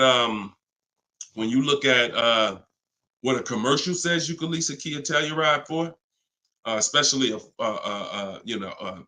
a Palisade for, especially a $50,000 Palisade, it would be a lot higher than this, and it would be with 1,000 down plus tax plus fees. That's why you can't pay attention to commercials. So that's the answer. Don't pay attention to commercials and get at least 5 to 7 offers. If you do it my way, it's quick. Takes about 20 minutes to contact all the dealers, and then you're using my email templates. Because what you got here, this is very important, you guys that are going to have conversations with dealers by email. You must know how to keep the conversation on your terms. You must know how to keep the conversation moving forward when people ask you, hey, can we get on the phone? Hey, can I get your phone number to call you? Hey, when can you come in? You must know how to have the conversation stay on your agenda. That's why I wrote the scripts. But even if you're not using my book and my scripts, make sure you are committed to staying the course, that you're not getting on the phone, you're not coming in, and that you're going to be shopping from home. Okay? Because salespeople will try to get you to come in. All right, go ahead, Dolan. Shoot the next one up.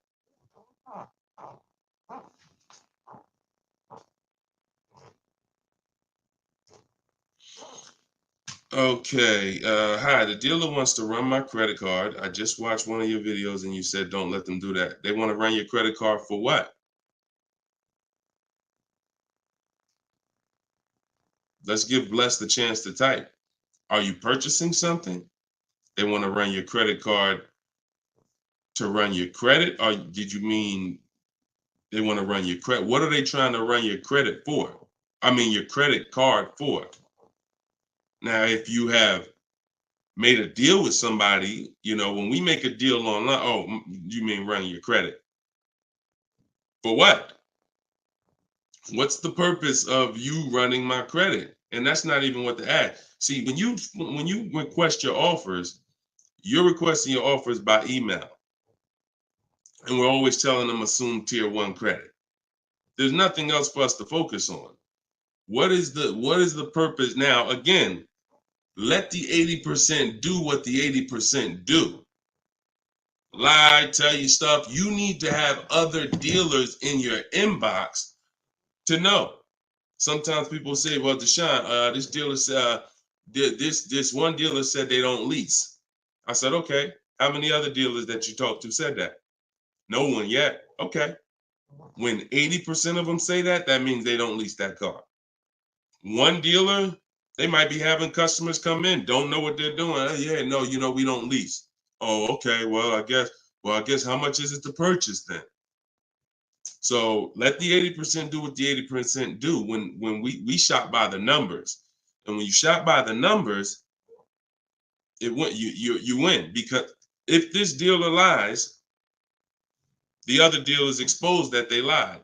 So one dealer says I can't lease, and then 4 other ones give me a lease offer. Clearly, you were lying. So don't worry about what one dealer says ever. That's why you need to be having multiple conversations at all times. Trying to get my payoff, my car finance. Shoot Jerry's. Can you put Jerry's question up from Facebook here, Dolan? Okay, trying to get my payoff. Thank you, Dolan.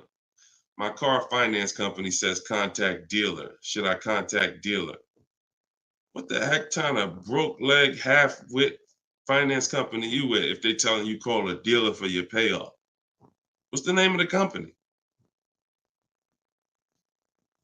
What's the name of the company? You got to realize how the banks is in bed with some of these dealers, and you're going to understand that. The dealers couldn't have did Hyundai.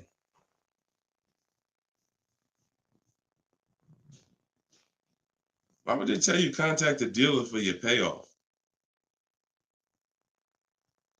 Scumbag. I would call and speak to somebody else. The dealer has nothing to do with the car. If you don't pay that Hyundai, you don't pay your payment for 3 months, is the dealer coming to get the car, or is Hyundai coming to get the car? No, forget about the dealer. The dealer is just a franchise. They're there to sell you the car and put the deal together. Once you drive off, it's between you and the bank. It's between you and the leasing company. So why would the bank be telling you to go to the dealer? It's kind of like they're sending you, all right, so if you're calling for your payoff and the dealer says, oh, well, I'm going to charge you this much and this much and this much, because people will try to get their payoff, or people tried to buy their leases out, which is a terrible idea in most cases, but people were doing it and dealers were charging them a lot of money on top of their payoff, charging them fees on top of the payoff to buy their own lease. So I would call Hyundai and I'd ask for somebody else. I literally try to escalate that. Can I speak to a manager? Can I speak to somebody? Why are you telling me to call the dealer when the dealer is not who? The dealer has nothing to do with the car anymore at all. From the day you bought it, it's between you and the bank. You're the one that I owe. Why can't you tell me my payoff? And I would speak to somebody until I can get somebody on the phone who could give me an intelligent answer. That's ridiculous. That's ridiculous. TikTok quiet today. Y'all quiet on TikTok, boy. What's going on? Are y'all gonna send questions in? Let's keep them coming from Instagram then. TikTok, y'all usually be the ones sending the most questions.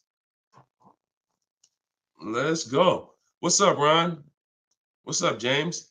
Let's go. Type in your questions if you want. Let's go. We'll be here for about an hour. Deshone got the ebook. Sent email templates out, got responses, perfect. Using the counter offer calculator, perfect. And they usually, and they either stop communicating or say I have to come in to do any further negotiations. We have scripts for that. We have scripts for that. No, none of the other dealers I speak to have said that. Just go to the script. Every single thing is a script because I know what they're going to say. I had to use those same templates.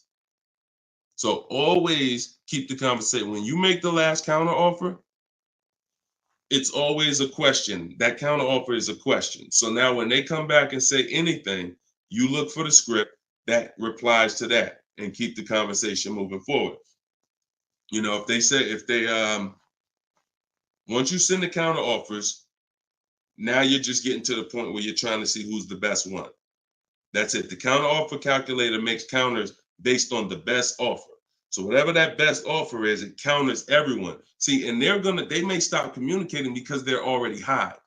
So if somebody gives me a 1.1% lease and other people give me a 1.4, 1.5, 1.6, when I counter, I'm countering based on the 1.1. Because once one dealer gives me that type of discount, I know that y'all just choosing not to. That's why if they say, how'd you come up with that number? The script is always, it's a little bit lower than my best offer I have already.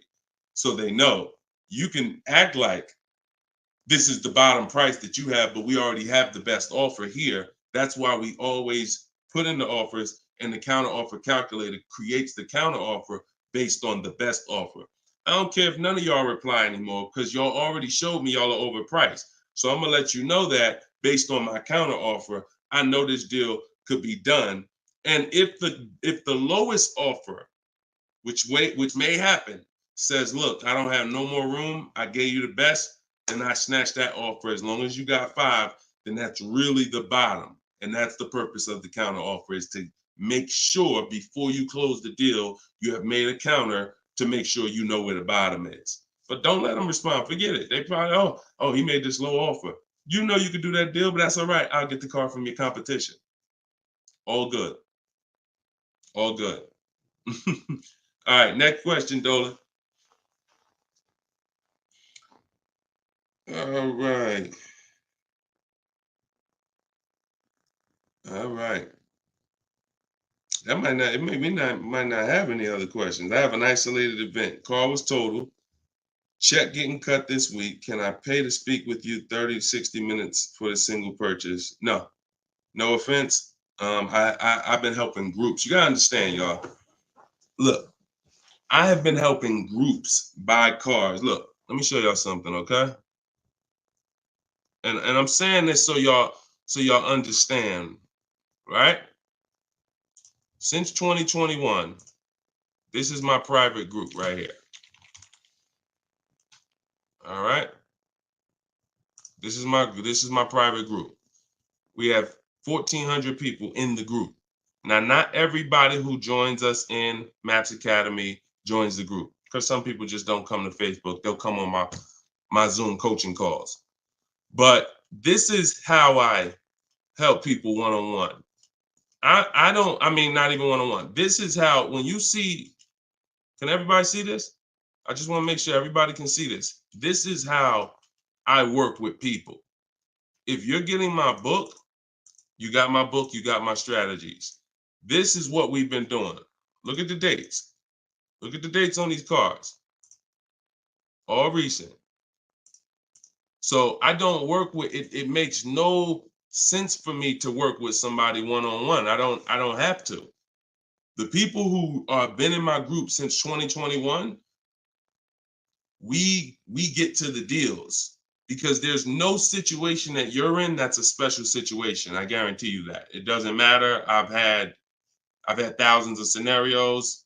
Nothing that you have is special where it requires this special process. Your car got totaled, you need a car, you're going to follow the 7 steps. That's not going to change. If you don't have a car, you can skip the equity assessment. The rest of the 7 steps apply. It doesn't matter. You think you need a special plan. No, you need a plan. And that's the plan that I have in my book or in my group or what I'm answering here. So you can feel free to ask your question. But your situation, this is very common. There's probably 1 million people around the country in your situation right now. Car was totaled, need a car. Common, very common. I know it's like overwhelming for you, not for me though. Super common. Okay, yeah, check your spam, Jerry. Check your spam or your junk folder. All right, Troop Tip. You see that question from Troop Tep on TikTok, Dolan? Unless you got something before that. All right, another one from Instagram. I'm looking to get an electric vehicle, and I'm not one to keep cars. I'm interested in getting a lease, but don't really know how the process works. You must get bids. You must get multiple offers, or you're going to overpay. Electric cars, doesn't matter. Same process. Bid, exotic cars. When you look at, Sean's getting an electric truck. He probably got it already. But he sent me this message, and he was looking at a $73,000 F-150 Lightning. He ended up getting $20,000 off the truck. Now he's buying it. He's not leasing it. So, Taupe had an electric BMW lease. She got a BMW i4 e-drive, $54,000. She got her bids. She ended up saving $8,500 total with the rebates and the discount. She's paying $690 a month for a $54,000 vehicle. So these deals that you're seeing, these are real deals. These are below market deals. These are not going to be had going into dealers and negotiating because one, you're never going to get that deal from an 80% dealer. It's not going to happen. An 80% dealer will never discount the car enough for you to get the best price. So you don't know. Unfortunately, there's no sign that's on, hey, we're an 80% dealer. Don't come here. There's no sign. The only way that you know is by getting multiple offers. Now, you could do it manually. You can call around, talk to some sales managers, and try to get at least 5 offers.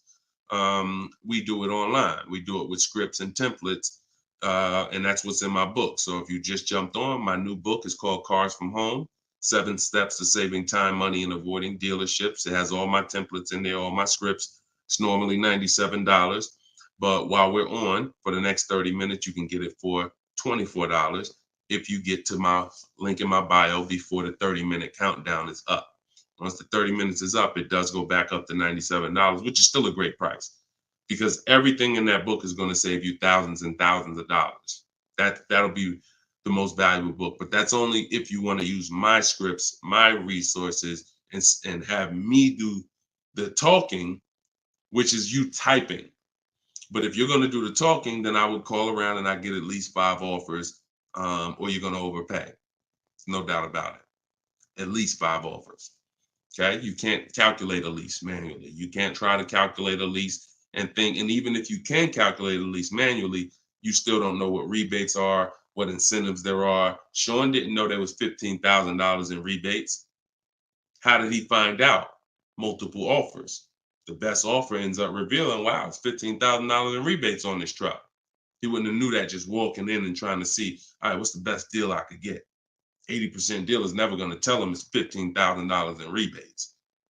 So multiple offers is a must. Okay. Go ahead, Dolan. Great question. I'm new to your platform. I joined late. What do you recommend I do? I'm not sure I understand the question. What do I recommend you do about what?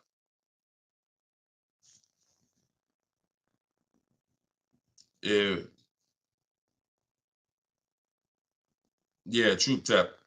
Send a follow-up question to that because I don't really know what you mean by that. What are you're new to my platform? Are you talking about this show?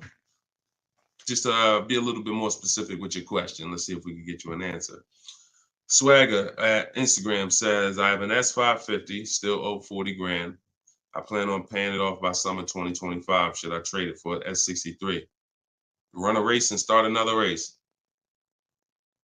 The whole nother race. So you buy a whole car, spend years to pay it off, throw tens of thousands of dollars at it, pay it off, and then go trade it again and do the same thing over and over again. Next time with a higher price car that you will throw more money at. This is the problem. You don't understand leasing. That's the problem. See, there's no way to make that make sense. You still owe 40 grand on the S550. You're trading in your cars while they're still losing value every year dramatically. This is what we call the depreciation curve. If you've been on the show, you've seen it before. If this is your first time, this is how you understand what's going on with your car. This is the unseen expense. So when you buy that S-Class, it's losing thousands of dollars every couple months. And then you're see, there's three kinds of people. People who get great lease deals. Well, I'm not going to say that. People who lease, people who buy and keep long term, and they keep long term so that they can avoid the depreciation. And then there's people who are stuck in this middle right here. This is 2 years, 3 years, 4 years, 5 years, 6 years, all right here, when your car is losing the most money. So what you do is, see, it has nothing to do with how you paid for it. You can pay cash, doesn't matter. When you take a loan, now you're financing this depreciation and you're losing more. But when you say, all right, I bought this S-Class, now for the next 6 years, it's going to lose tens of thousands of dollars, and then I'm going to turn around and I'm going to trade it. You never get to a point like where you can win for the purchase. See, some of you've been taught paying off the car is the win. No, it's not. Paying off the car is not the win, because if the car is still losing value like this, if this is the way it's still depreciating and you get rid of it anytime while it's like this, you lost. You lost. The key is to keep the car so where the depreciation starts to look like this. So now, if you were here and you had a 10-year-old S-Class or 11-year-old S-Class, maybe it's worth 10 grand. And maybe a year from now, it's worth 9,500. It's not losing that much value anymore. You outlived the depreciation. That's when you win. That's the purpose of the purchase. There's nothing else important about purchasing because it's expensive. There's nothing else important about purchasing. No other benefits, in my opinion, about purchasing other than I can get to the point where I get here. I can pay off the car. What does that matter? It's still depreciating. I'm losing thousands. Now I'm gonna go trade it in, and I'm not gonna get anything for it because I'm replacing the car in its deepest depreciation phase. And I just haven't learned about leasing. I was taught not to lease. So that money you're tying up, when we were in Mercedes, a great deal on an S-Class. A great deal on an S-Class would probably be, they did them a couple times a year, probably could get one for about 13 and change. That was like a great deal, right? So 13 and change, you're talking, dividing that into the MSRP, which was about 110, you're talking, okay, 1.2, 1.25, 1.3% lease on an S-Class, great deal. Now, y'all know I always teach the steal is under 1%. You're really not going to ever see an S-Class lease under 1% unless they just really want to get rid of them, but that's really never going to happen. 1.2, 1.3, 1.5 is the max. You're paying too much for a car you're leasing. But I want to give you a scenario. At $1,500, you're still under what you're paying for your car. See, because if I walked in and I wanted to lease a brand new S-Class, if I lease it and I'm paying $1,400 a month, then I'm driving a $115,000 vehicle, right? Now, if I decide I'm gonna buy that same $110,000, $115,000 vehicle, every $1,000 is about how much per month, everybody, if you know. Some of you seen the video, some of you talk. Every $5,000 on a that you're going to borrow on a loan is about how much per month? $100. Exactly. So when you look at a $120,000 vehicle, 115, that's a payment of $2,300 a month. No money down. See, we don't talk money down because money down confuses you. In a lot of cases, it confuses you. When you look at the deal with no money into it, no money, now you can start to see how much money you've kind of been missing. Evaluate the deal with no money. Then you choose to put money down if you want, but you evaluate it with no money. So now you got a brand new S-Class, great deal on a lease, $1,400 a month. You gotta buy that to purchase the same exact S-Class, $2,300 a month. And then you get people who might be like you, who say, you know what? I ain't gonna get a new one. You haven't learned about leasing yet. You say I ain't gonna get a new one. I'm gonna get a pre-owned one. I'm gonna get a pre-owned one. And you look to get, instead of paying 115 for a brand new one, you look to get it for somewhere probably around 70. You look to get it for somewhere around 70. Every 5,000 is $100 a month. What's 70,000 cost on a payment, y'all? Every 5,000. So you're talking 50 grand, another 20, that's 400, that's 1,400 a month. That's 1,400 a month. So put these numbers together. Great deal on a brand new S-Class. 1,400 a month, leasing it. Great deal on a brand new S-Class, buying it. 2,400 a month, no money going into these deals. Great deal on a used S-Class, 70 grand, 1,400 a month for 5 years. Now, here's where we jack it up. Oh, well, I'll just put some money down. I'll put like 15 grand down. I'm going to take a 6-year loan, God forbid, 7-year loan, stretch the payment out, try to get that payment around 1,000 a month. You don't realize you can't change the numbers by putting more money into it. That doesn't change the actual overall. If 15 grand comes out of your pocket up front, that doesn't change the fact that of the numbers. That's why I break down the scenarios with no money down going into them. So what I would say, if you need to decide if you're going to keep the S-Classes long term, then you should be buying them. If you're going to keep them 8+ years, then you should be buying them. But if you're not keeping these cars 8 years, then you should be shopping for great lease deals because you're just throwing thousands and thousands of dollars away. Same price you paid, same money that came out of your pocket for the last couple of years to drive that used S-Class, you could have been driving and leasing a brand new one. And I know what comes with a used S-Class, brother. I know it. Been with Mercedes. I was with Mercedes 5 years. I know the maintenance. I know the brake replacements. I know the service Bs. I know how much it costs to have an S-Class pre-owned, no warranty, and everything that happens is on you. So we're not even taking into account the maintenance and the repairs that you have to put into that S-Class that you wouldn't need to put into a brand new one that you lease if you just stop listening to people who told you that you shouldn't lease cars. No doubt about it. So that's the best advice I could give you, brother. All right, go ahead, Dolan. Shoot the next one up. Use your pointers to get a new 24 GB80 Genesis. Salute. Enjoy it, Austin. Great deal. That's what I did. I worked the deal, no money down, got them the low, then hit them with the down payment, plus went and pre-approved. There you go.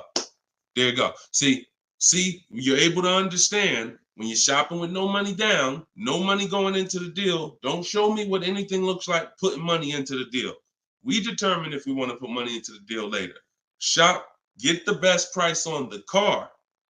Find the dealer who's going to get the best price on the car. Then we'll work out the finances. Then we'll work out the details. Most people go right to the, all right, what's the monthly payment?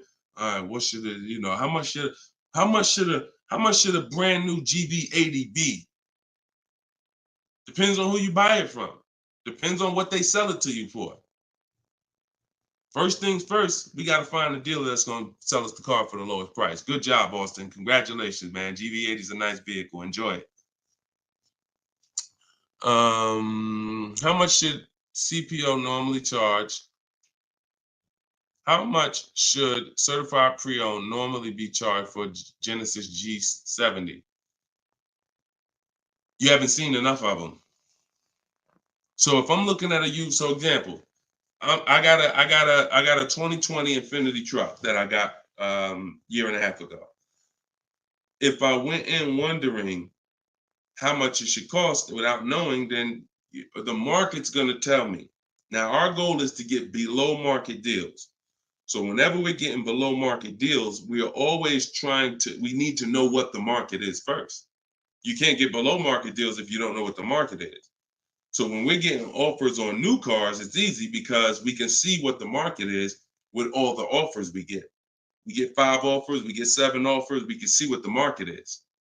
And we can see the low side of the market, we can see the high side. You got to do the same thing with used cars. And you go on every marketplace, we use 8 of them.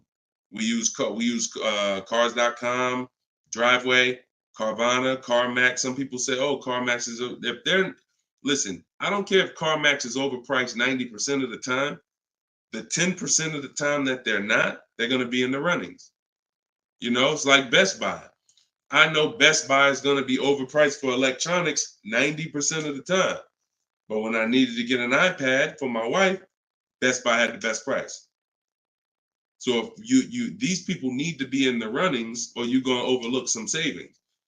So yeah, we'll look at, CarMax, Driveway, Carvana, Carfax.com, Cars.com, Auto Trader, Car Gurus, eBay Motors.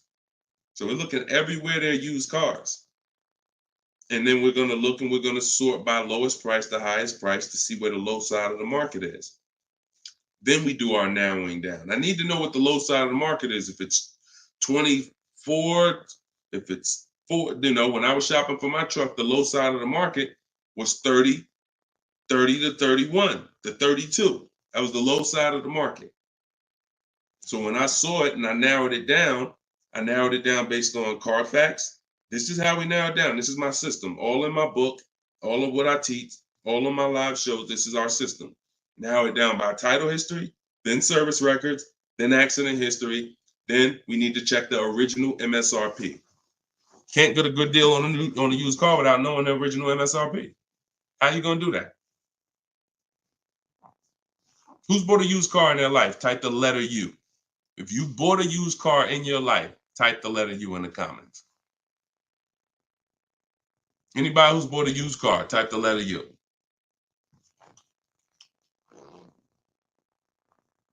Okay, Cash, I see you. Andre and TikTok, I see you. Okay, Cash, all right. King of Rap, I see you. Okay, if anybody bought a used car, okay. How you get a good deal without knowing what the car was originally? I gotta tell you, I'm the bad news first person. I can lead you to the good news. I gotta tell you the bad news first, though. Think about that. How am I buying something used knowing how much I'm saving without knowing the original price of the item? 2 reasons. 1, I need to know the original price to know what real discount I'm getting. 2, I need to know what's in the car. So when I narrowed it down to I had 4 Infinities that I had narrowed it down to. They were all white. They were all asking between like 31 and 32, similar price range. This is where we get in trouble at. I pulled the original window stickers of the cars. I see that one of them brand new was 46. One of them was 48. One of them was 52. And the one I got was 54.5, brand new. So I'm able to see the discount percentage. In my book, I call this the true value percentage. This is all that matters when it comes to price. And once you do the check and make sure it's a good car, title history, service records, accident history. Okay, now it's time to get to the money. I need to know what the car was originally. I know 54,000. This one I paid 31.8 for. I got a 42% discount. Now, if I would have took the one that was $1,000 less on the asking price, because I didn't know how to do this. Now I didn't know that one was only 48,000 brand new. So it's a smaller discount. It's probably only saving me 30 something percent. The one I got was 42%. Forget what the dealer's asking. The dealer was asking $1,000 more than the other ones I was looking at. But once I saw what the original price of the car was, I knew that that was the best value because you got the most expensive car brand new. Why would I take a car that has less equipment because they're charging $1,000 less for it? But it has 7,000 less equipment in it, 7,000 less features in it. It's the little things, y'all.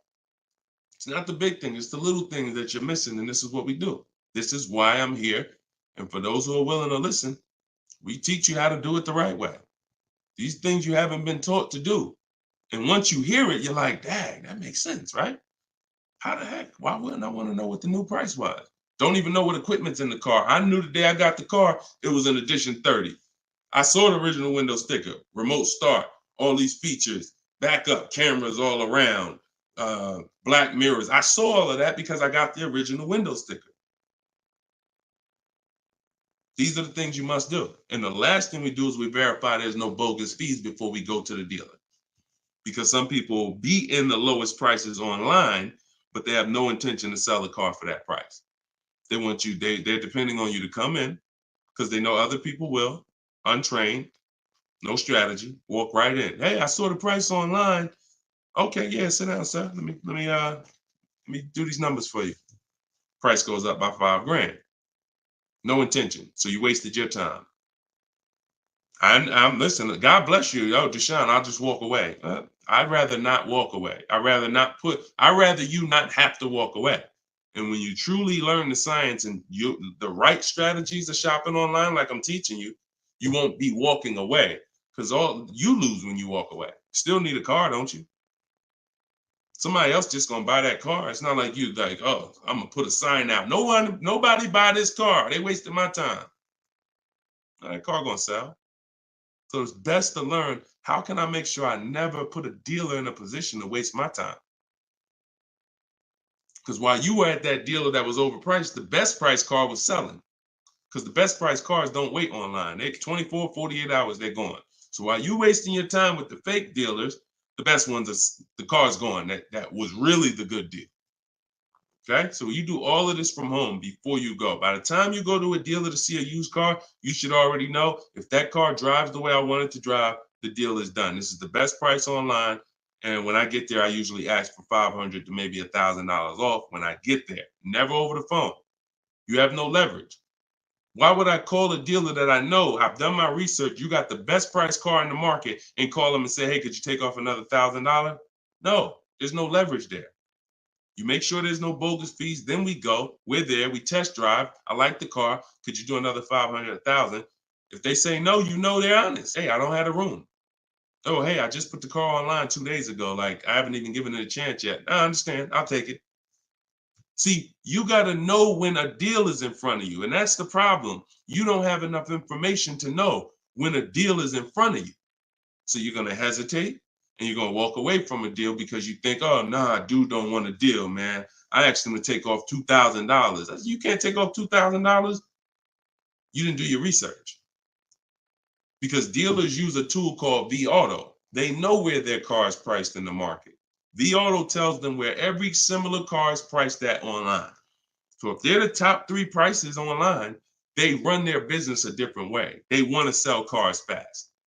You can't go in thinking you're negotiating with someone who marks their cars up by thousands, who's number 15 on the price list. You walk into the best price deal online and think, yo, I'm asking for $2,000, $3,000 off. Let's go. You don't want to negotiate? No, you got it. And when you do your research, you know where the best price is. And that's what I want you doing. I want you walking in, if you're shopping for a used car, knowing this is the best price car in the market. I verified there's no bogus fees. I'm going to drive it, and then I'll ask for a little money off when I get there. And regardless of the answer, I know I won. They split it with me, I won. They can't do anything more because they're the lowest already, I won. If they accept the offer because they're just like, listen, you drove down, man, let's go, let's get it over with, I won. Either way, I win. That's the name of the game. Thanks, Austin. I appreciate you, man. Go ahead, Dolan. Next question. Okay. Casa Day, could y'all keep, if y'all gonna spend some time with us on TikTok, can y'all tap the screen and just run the likes up for us so we can get TikTok, so we can make sure TikTok knows we're doing something big over here. They can send some more people over. Appreciate y'all. Yep. Thank y'all. I see them running up. Thank y'all. Every couple minutes, y'all just tap the screen. It just helps the broadcast. We appreciate you. This is from Facebook. Casa de Cel. Hi, I'm paying off a Land Rover. Blue Book says its trade-in is $40,000. That's garbage. So throw that out the window. Blue Book is trash. Blue Book is a marketing website. They don't buy cars. And so what you want to do is you want to get a real number, which is an offer. Your car is not worth what an algorithm says it's worth. Your car is worth what someone's willing to pay you for it today. So you want to go, this is part of our process. We call it equity assessment. There's 7 steps in my book. Once you decide leasing versus buying, that's step 1. Most important question is, am I going to lease or buy? Because you can't get a good deal on a purchase if you should have leased. No way. If you were supposed to lease, because you don't keep your cars 8 years, but you bought, you have a horrible deal. You're going to lose it depends on the price of the car. You'll lose over 10,000 on a higher price car. You probably lose 4, 5, 6 grand on a lower price car, at least 4 grand, 5 grand. So that's step 1. Now, once you decide that, we move to step 2, which is the equity assessment. Equity assessment is any vehicle we have, we need to assess if there is equity in it or what the equity is. And it's based on offers. So when you go to Kelly's Blue Book instant cash offer, not KBB, not Blue Book, instant cash offer, Kelly's Blue Book, you're going to see that Kelly's Blue Book led you astray. In most cases, telling you your car is worth $48,000. Because this is when we begin to expose that Kelly's Blue Book was a marketing website and they would tell you anything. Kelly's Blue Book is owned by Autotrader.com. What they began to do maybe 7 years ago is they begin to buy cars. So they didn't just give you there was a little button on here that says, we'll make you a cash offer. And I would do this with people in the dealership when I was there. They would come in and say, hey, Blue Book said my truck is worth $48,000. I said, oh, really? Well, and I explained to them that Kelly's Blue Book is an algorithm site, but they do have this feature where you can click a button and you go through a nice 5-minute appraisal and they'll make you an offer themselves. So now let's go through this and let's find out what they're going to offer you. And you go through the 5-minute appraisal and they make you a cash offer, and it's usually $2,000 to $3,000 less than what they told you your car was worth.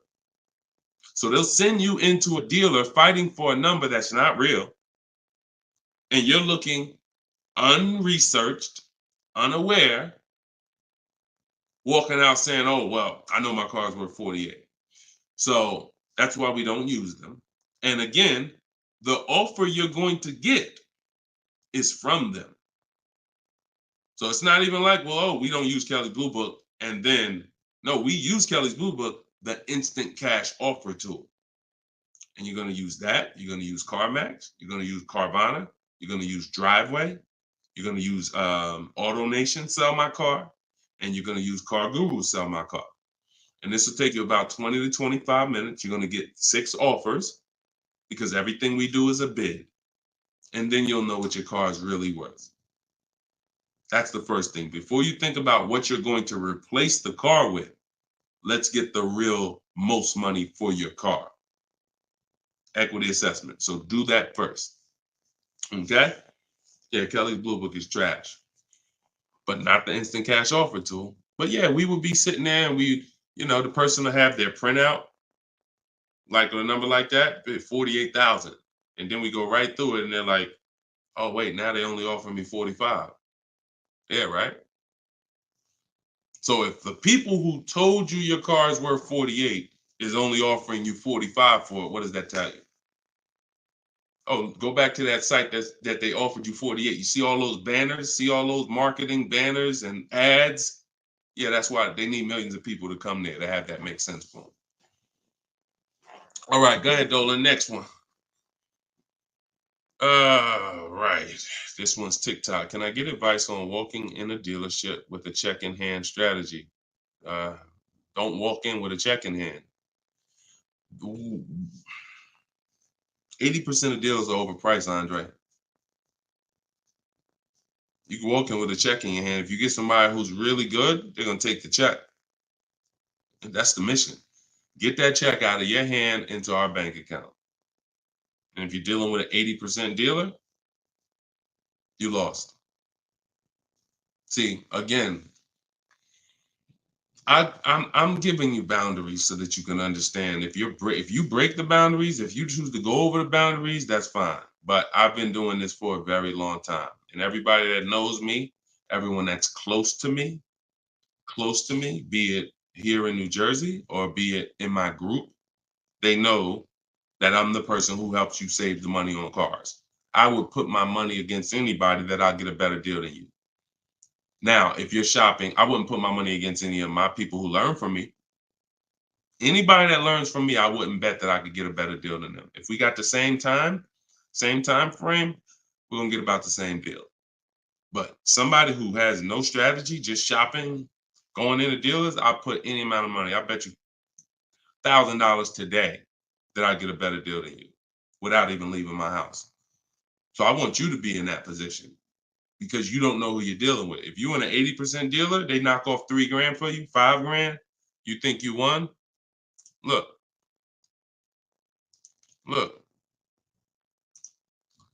Kimberly. A little while ago, she got a Maserati. Posted this in the group. It was a $91,000 Maserati. She ended up leasing it for $944, but I want to show you the money breakdown. Before she accepted that offer, she had an offer of 20 grand off right here. So she had an offer on an 86. So pay attention to this. $86,000 vehicle, they were taking 20 grand off for her. 20,700 to be exact.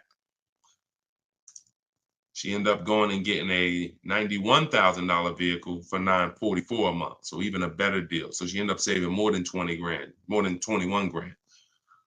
Why is this so important? Because if she would have went in and got excited, she'd have walked into a dealer, walked in, and somebody would have said, all right, listen, I know you're serious. Today only, I'll knock 10 grand off for you. 10 grand. She probably never heard that in her life. $10,000 you're going to take off the price of the car. Yeah, I knocked 10 grand off. All right. Somebody who's not educated, someone who's not researched, rather, someone with no strategy. Let's go. Let's sign that. And telling our friends, you know, they took 10,000 off from me. Until we get 5 to 7 offers, we don't know what the best number is. She wouldn't have saved over 21,000 on her brand new Maserati. So when we talk about this money is not hundreds. This money is thousands. Some of you, if you're buying luxury cars, tens of thousands, 5-figure deals that you are going to just leave on the table. Going in, that's some 1990 joint. Oh, walk in, check in hand. Yo, I got a check. Who wants to sell me a car? 1990. You're doing the same things that someone in 1990 did. Let that sink in. So what do? You stay home, you get offers from home. Now, all of you who are like, Deshone, I want to do it your way. I don't want to have to figure this out. Give me the roadmap. That's my new digital book, Cars from Home, 7 Steps to Saving Time, Money, and Avoiding Dealerships. All my scripts are in there. My strategies for leases, my strategies for purchases, my strategies for used cars, the bank bidding war, where we make banks and credit unions bid for our loan. We guarantee all the money that we want to guarantee that there was not a dime that we could have saved when we make our car deal. And the only way that's going to happen is through bids. When I sell my car, not trade it, I get bids. When I buy my car, I get bids. When I get my loan, I get bids. You walk in with that check, man, that check won't be in your hand very long. So everybody could get the book for 75% off. It's normally $97. But in my TikTok bio, click the link in my TikTok bio. You won't leave the broadcast, so you could actually come and catch the last couple minutes of the broadcast. But go there as long as you get there before the timer. It's 30 minutes. Once the timer hits 0, it's back up to $97. And if you're on Facebook or if you're on YouTube, we got a link in the comments section for you. If you're watching us on a television, then you can use your camera and you can scan the QR code and it'll take you there. Get your book for 75% off, and you'll have these strategies for the rest of your life. And I also update that book. Some people say, man, is the book available in print? There's too many things that change. I change scripts. I change templates I use, websites change, Vroom went out of business. I need a digital book. I can update the master file so that way you open this book a year from now and it's updated. So you'll see some of you got it 2 months ago and you open it today and you're like, wait, I see something a little different. Yeah, because I update the book regularly. So yeah, get your copy before. And even if it goes back up to $97 and you miss the welcome offer, what are you going to save? What do you really think? How much money do you think you're going to save using my stuff? That's what you should be holding me accountable to. I'm going to get Deshone's book, and I want to save the same amount of money Deshone would have saved on this deal. And when you see these people, Bonita, when you see Kimberly, when you see Sean, when you see Eddie, all these people I share throughout the shows, they're getting the same deals that I would have gotten. But they were just like you. They weren't in the car business 14 years. Frina, she just got this Jeep a little while ago. Look, 2024 Jeep Grand Cherokee. Look, $65,000 MSRP, $579 a month, 0.88% lease deal. I use all the scripts, contacted the dealer, I followed the program, used the scripts, contacted the dealer, sealed the deal. We're in a different world. So you either gonna come over to our world or you're gonna stay in your world. And your world is painful and expensive. Painful and expensive. Spending hours in dealerships, multiple visits, going back twice, 3 times. Painful. Every car deal I make is from right here where you see me at. I'm right here. Go ahead, Dolan, shoot the next one up. Austin, I see you. God bless you and everyone online. I have to get back to work. Thanks for checking in, man. Always enjoy the new car too. Because my payment is due in 15 days. Enjoy, man. God bless you. Swagger from Instagram says, it's smart to buy the vehicle after leasing it for 3 years. No, it's a horrible idea. You've already had the vehicle for 3 years. You're buying a used car now. So leasing and purchasing is an entirely different philosophy. When we lease, we're getting great lease deals. We're driving vehicles for pennies on the dollar compared to people who purchase them. All those lease deals. You saw Frina, that same $65,000 vehicle is $1,100 a month. Someone is out there paying, unless they put up a ton of money down, they are out there with that same Jeep that Frina just picked up and they're paying $1,000 plus a month for it. She's paying $579. Why? Because they said they don't lease? Well, you go ahead with your non-leasing stuff and pay double what I'm paying. Now, if you're keeping the vehicle forever, 8, 10, 12 years, in my book, I created the 8-year rule. The 8-year rule is when you begin to win as a purchaser, because that's when the depreciation is going to cool off and make sense. You can get some of this money back because the person who's leasing is killing you. In terms of the money that's not coming out of their household compared to yours, they're killing you. So you now need to try to catch up one day. And if you catch up, the only way you catch up is you keep your car until the depreciation cools off 8 years, 9 years, 10 years, 12 years. And that's where you win. You can't do that with a lease. But keeping your car 6 years or 7 years is not anywhere near enough time for you to catch up to a person who leased and got these great lease deals. Because you're paying for the whole car. New car, used car, doesn't matter. A new car, you're paying thousands more than a person who leases. A used car, over 8 years, you're paying about the same money as a person who leases for a used car.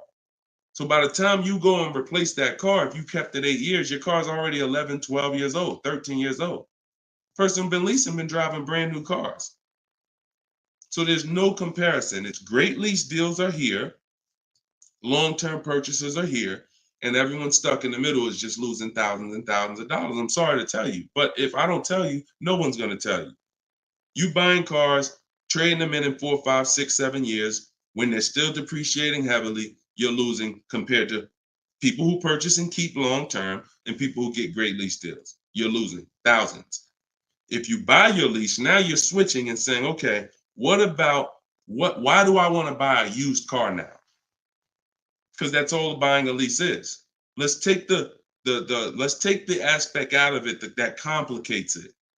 When you are buying your lease, you're buying a used car. That is it. Except you don't have to go search for it. It's right there in your driveway already, and that's the only difference. So what makes you say I'm going to stop leasing to buy a used car? You'd have to be saying I'm ready to keep something long term, 8, 10, 12 years.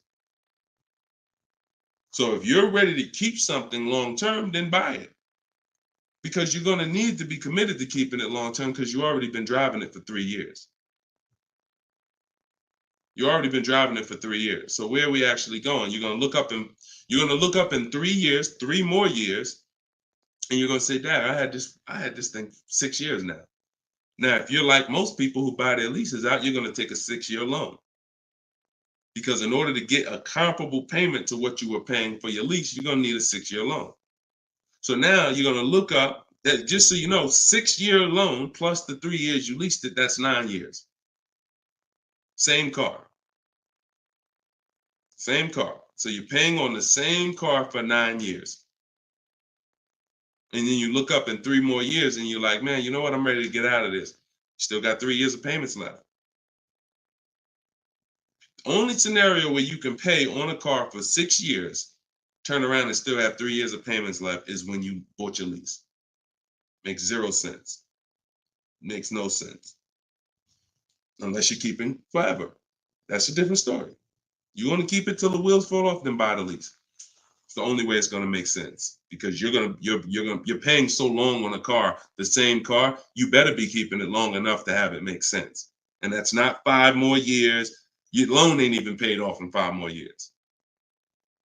Buying your lease is a horrible idea for most people. Horrible, horrible, horrible idea.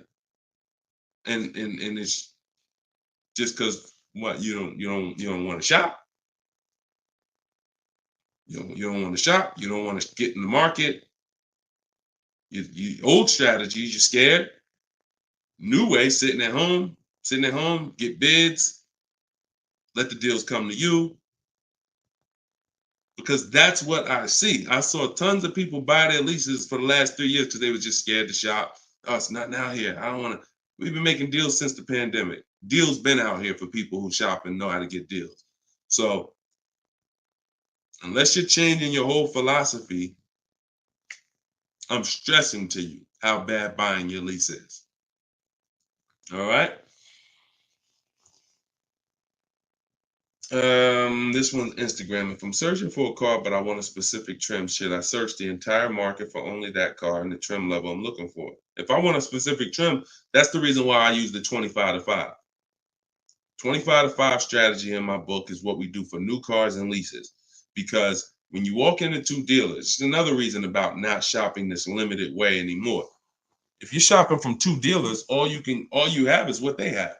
If 2 dealers don't have the trim, you ain't got nothing. When we reach out, we're connecting with 25 dealers online. So if that car is out there, I'm giving 25 dealers. I'm shopping out of 25 dealers inventory. So if no one has it out of 25 or only 1 or 2 have it, now I know that car is just super rare. Or maybe it's about to sell out. Maybe it's like that happens sometimes where like the 2024s are all gone, but the 2025 haven't come in yet. There's only a few 2024s left. But yeah, I mean, we shop wide. We shop wide. Several people who are learning from me and you're getting deals, they drove. A lot of those people that I showed you throughout the show, they drove 45 minutes, an hour and a half to get to the vehicle when they're picking it up. Look at Sean. Sean specifically And this is how important. I'm gonna let someone else tell you why shopping this way is the best. Because he said, look, he saved. I said I said you're saving over 20 grand with the discount and the rebate. But the only way to know is this the best deal is to compare to the other offers. Because again, I don't know if you could look. I sold a Maybach back in 2015. It had a $20,000 rebate on it. So I don't know if the rebates is 15. What if they got a $20,000 rebate on that? Now that was a $260,000 vehicle, but still, you just never know. So I said, if you're gonna compare it, you're gonna compare offers. He said, yes, I got about 15 quotes. He said I couldn't find anything under MSRP. He ended up expanding his search to 150 miles to find this deal. So he's driving probably 100 miles somewhere. I doubt it's all the way 150 miles, but maybe he's driving 100, 120 miles. But look what he's saving, 20 grand. So we don't do local because you only buy your car once every couple of years. So you buy your car from who makes you the best offer. You service your car from where it's the most convenient. Yeah, we drive to get our deals because most of the time the dealers that are near you, they feel like they own you anyway. So when they see the zip code, they think, oh no, we don't have to make, this person's local.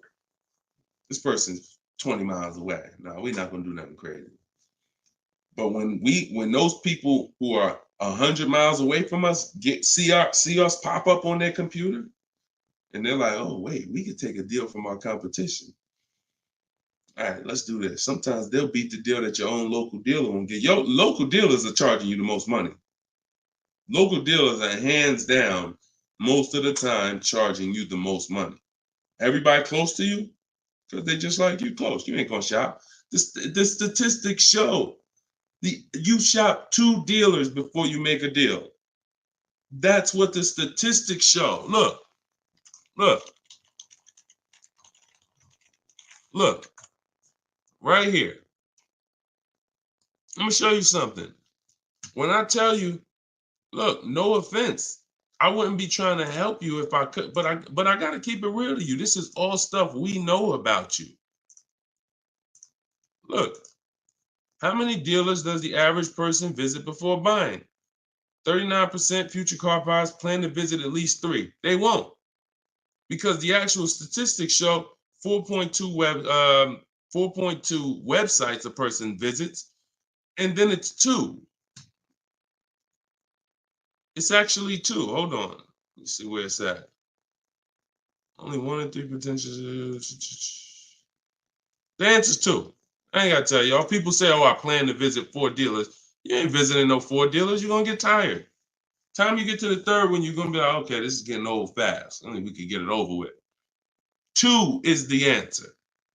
So if the industry knows that you visit 2 dealers before you make a deal, why would I give you a great price? So when you're using what I'm telling you to use and you're sitting at home and you're talking to 25 dealers, you have 25 dealers in your inbox. When you're sitting at home and you're looking at all the used car market in a 150-mile radius of you, oh, now you're not the normal shopper. The normal shopper is going to get the normal deal, market value or over market value. That's what normal shoppers get, depending on how bad you are, over market value, depending on how unaware you are. But market value, over market value, that's normal. People with strategy, multiple dealers getting bids, below market. That's the difference. We shop wide. This local is dead to us. Local is dead to us, and it should be dead to you. I want you to kill it. All right, kill that whole mindset. I don't need to buy my car locally. I'll drive into the next state. I remember Shonda last year, California. She bought a Volvo, and she said to Sean, she's in our group. She said everybody in Northern California. She said my best deal. I think she was saving like $3 grand off MSRP. And she's like, but it's a dealer in Southern California, though, that's taking like $6 grand off of me with my Costco rebate. I said, okay, what you gonna do? She said, I just bought a plane ticket, $79. I said, there you go. That's what I would have did. That's a sweet plane ride. I'm taking a plane, $79 to save 3 more grand than my local dealer was gonna give me up here. Sweet plane ride. So local's dead to us. We go where the money is. And we enjoy that ride home. Nothing like driving home for an hour knowing you just saved a ton of money. So that's it, y'all. We've been on for about an hour and 15 minutes. We like to keep these shows right around there. In my bio, I do have the link to when I'm going to be live next. So I'll make sure that, as long as we keep doing these live shows, again, it's going to be up to you guys. If you guys continue to show up, if you guys continue to tell your friends, then we'll keep doing the shows. But if not, we can certainly do the broadcast, because the broadcast, people get value out of them. So we've seen it, for the last 3-4 weeks since we've been testing this, we've seen people get value out of the rebroadcast. So what's the point in Deshone coming live regularly if people are going to sit and watch the rebroadcast? So, but if y'all going to tell people when we live and bring people and share, then certainly we'll keep the live shows going. But the entire show is sponsored by my new digital book, Cars from Home. So if you want everything I teach in one place, you got it right there. We don't hold back on this show. We don't hold back in my social media videos. That's why they're, thank God, continuing to be seen by millions of people. But that's for different types of people too. So whenever you're navigating all my social media videos and you're trying to piece it together, some stuff is in there for high mileage drivers. Some stuff is in there for used cars. Some stuff's in there for leasing. Some stuff's in there for negotiation. Some stuff's in there for how to format your deal. So you're trying to piece all this stuff together. If you say, Deshone, I want this all in one spot, step by step, that's my new digital book, Cars from Home. 7 steps to saving time, money, and avoiding dealerships. And you can get it for 75% off in my TikTok bio, in my Instagram bio, or in the comment section on Facebook and YouTube. Also in my bio is a link, and we'll put one in there in the comment section as well, is a link to my masterclass that I did. It's called Everything You're Doing Wrong Buying, Selling, and Leasing Cars. So that's an on-demand class. You'll need about an hour. We go very deep on leasing versus buying there with scenarios. And I go over 23 mistakes that most of you are making. And, if you're going to really save money on your next car and every car, you're going to need to stop making those mistakes. So that is in my TikTok bio and my Instagram bio as well. And you can certainly just get in where you fit in. I make the information available. Get it how you want it. Just get it.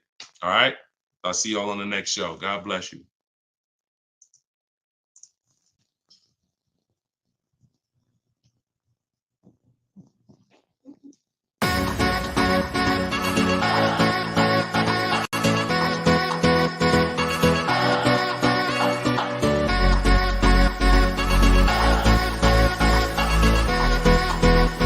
The worst possible thing you could say when you walk into a car dealership. I spent 5 years with Mercedes-Benz, 5 with General Motors, and the worst thing a person could say when they walk in is, if you could just get me to this payment, we got a deal. So your loan's probably still like 19, which means you got to pay to get out. You're upside down. It's called negative equity.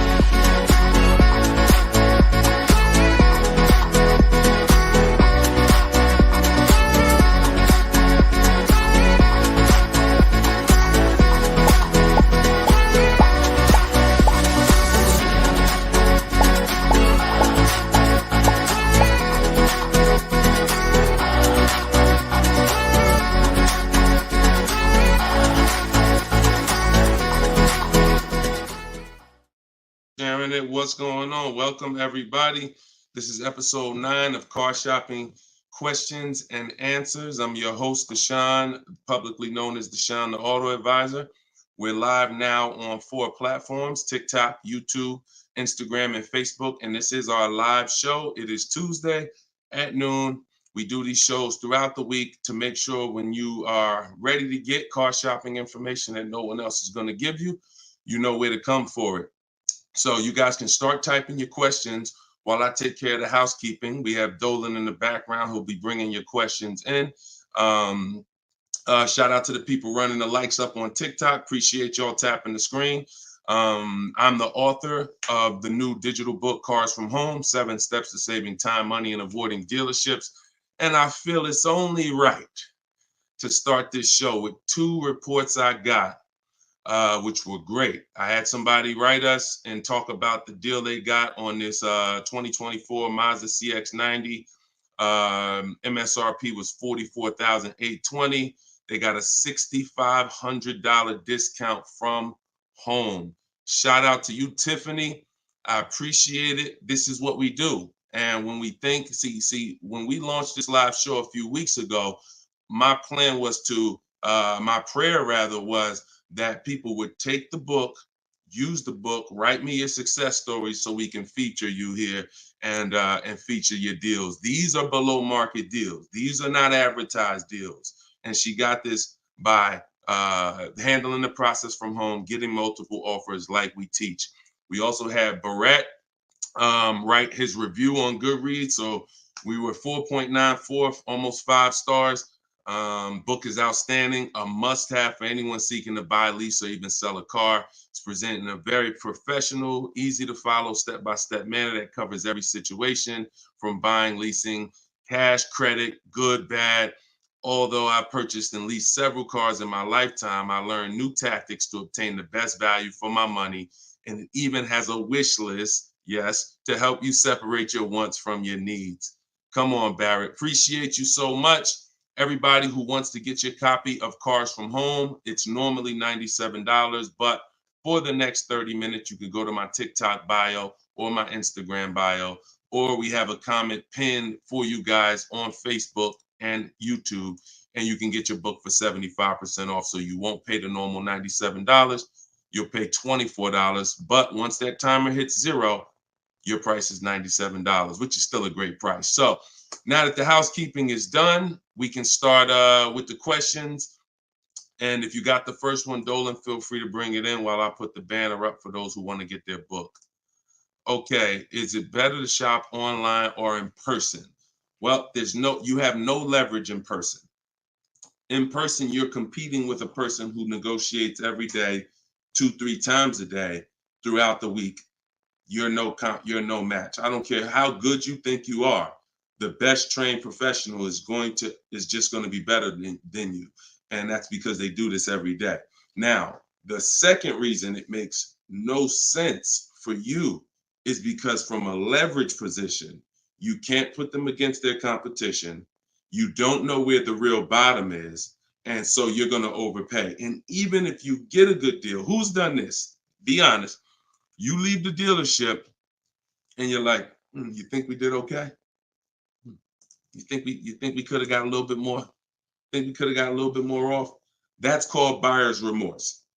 That's the seeds of buyer's remorse. Anytime you wonder if you could have got more money off, that's buyer's remorse. So we never wonder, and the way you don't wonder is by shopping online, getting multiple offers from multiple dealers, letting people compete for your business, and then choosing the best one.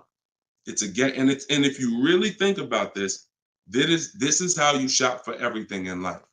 This is how you shop in the grocery store. When we go into the grocery store, we're not looking to try to not overpay for the spaghetti sauce, right?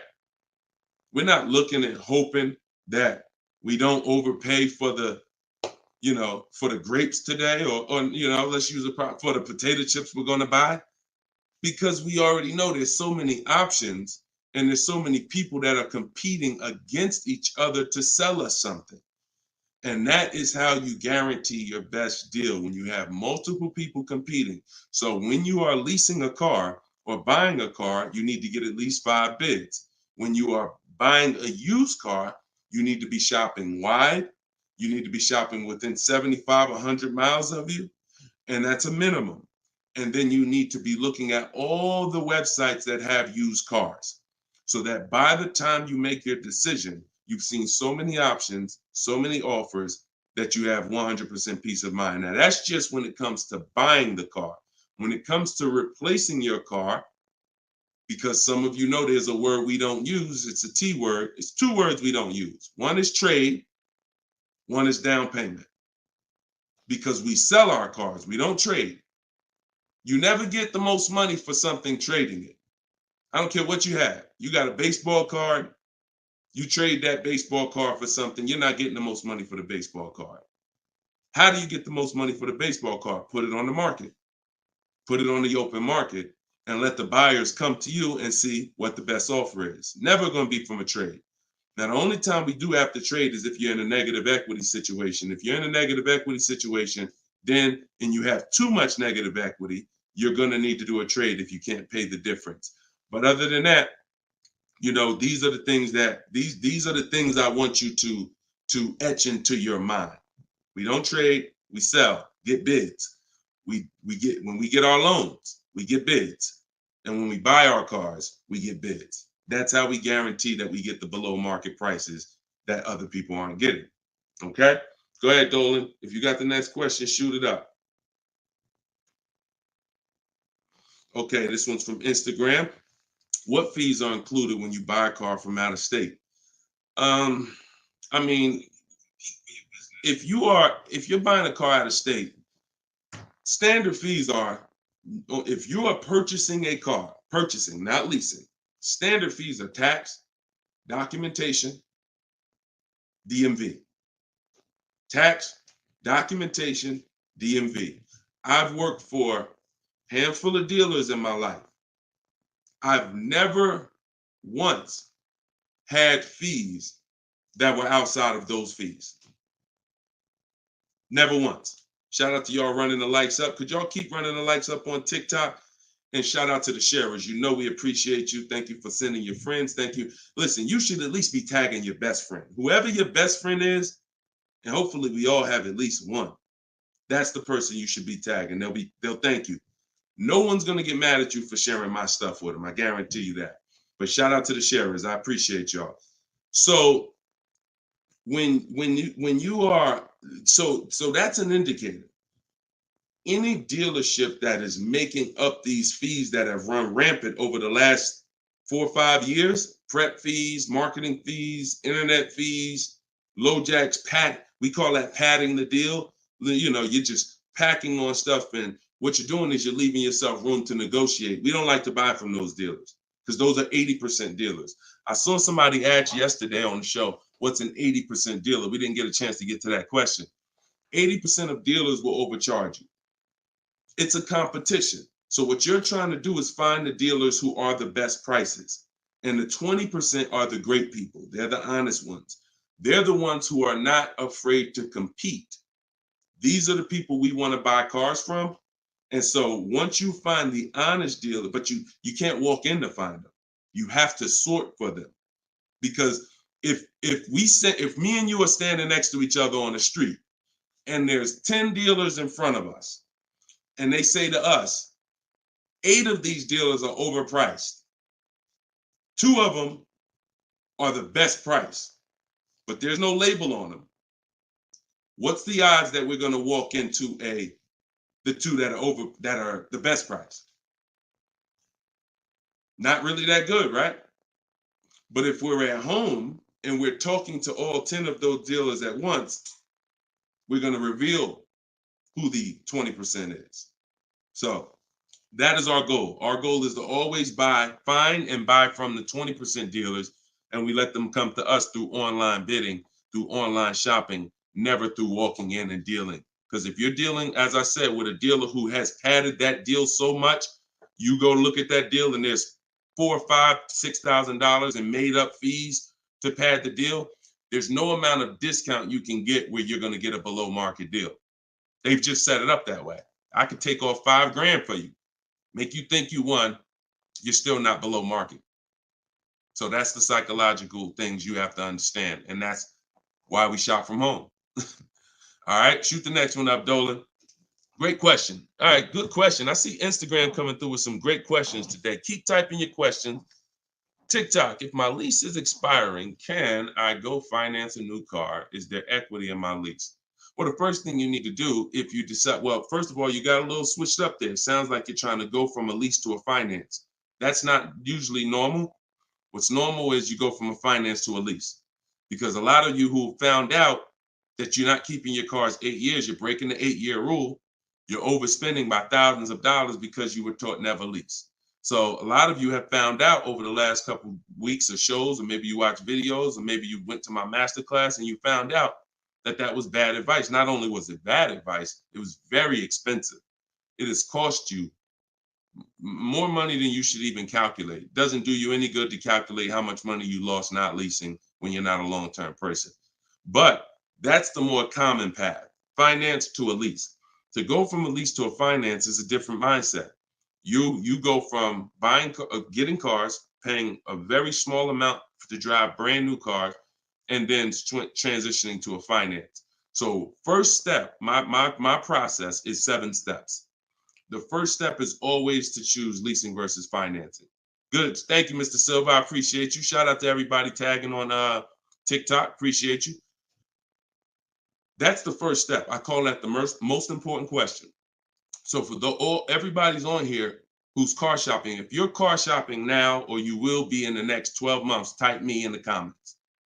Everybody who is car shopping right now, or you're going to be car shopping in the next 12 months, type me in the comments. And I'm going to give you the first word. And I want y'all to always, when you come on this show, be prepared to dialogue. Like, be prepared to dialogue. Have your hand by your keyboard. You're going to learn a lot more engaging in the dialogue than you will sitting back and just listening. Active learners learn better than passive learners. Okay? So now, all of you who said me, I want you to ask yourself, how many years are you keeping the next car?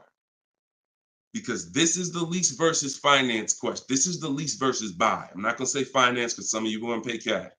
This is the lease versus buy question.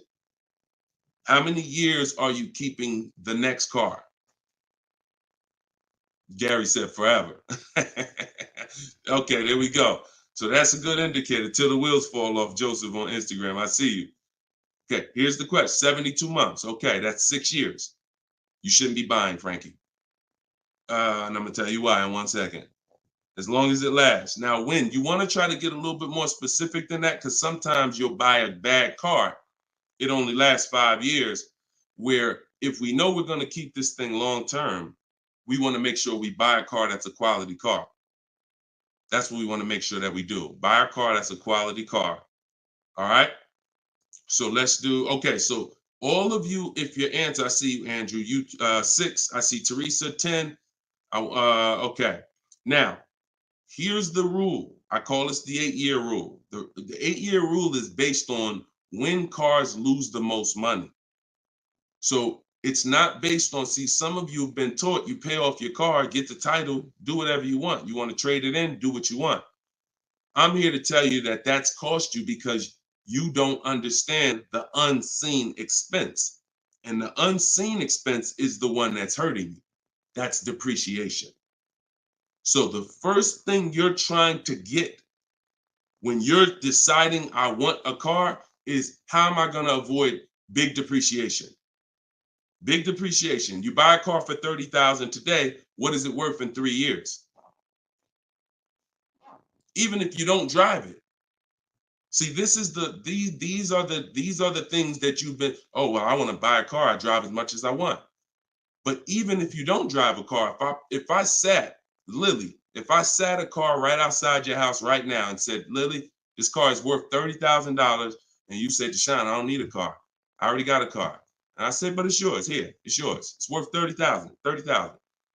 You don't drive it. You come back a year later. What's that car worth? Told y'all, stay by the keyboard. What's the car worth?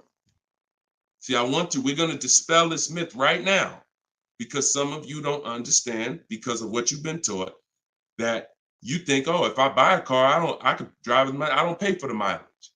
I'm going to show you that not only do you pay for the mileage, you pay even if you don't drive it. See, look, Alvin said 24. Look, didn't drive it 1 mile. Days on Instagram said 24. Look, didn't drive it 1 single mile. That's probably accurate. So think about that. If that's many people will mention depreciating assets. That's a very common word, but we're now going deep on what that actually means. Depreciating asset means I purchase something, I acquire something, whether I use it or not, it's going down in value. If I use it more, it goes down in value more. So the first foundation that you need to get is leasing versus buying. This is why if you don't lease, but you should have leased, there's no way to get a great deal. Because when you get great lease deals, some of you seen Danielle. Danielle got an Audi A3, $44,000 car. She's paying $550 a month, no money down. So that's Danielle. So when you consider what that deal would, what that car would have cost her if she purchased it, no money down, probably would have cost her about $900 a month. $900 a month. Every 1,000, but every 5,000 is about $100 a month, depending on interest rates. 5-year loan. So foundation. So what you're trying to do is avoid the depreciation. Y'all know when I break this out, y'all know what this means. Some of you, if you're new here, you may not know, but this is what this means. This is how your car loses value year 2, year 3, year 4, year 5, but then it starts to level out. And what you want to get to, forget paying off the car. You could have paid cash for it. Doesn't change this. Deshone, I got a loan on it. Doesn't change this. This is the actual asset value. This is the car's value. Forget the loan that's attached to it. This is the car's value. So your goal in purchasing, if you want to avoid this, see, some of you buy cars, trade them in here. Trade them in here. That's 2 years, 3 years, 4 years. You're trading the cars in when they have lost the most value. And that's a losing formula.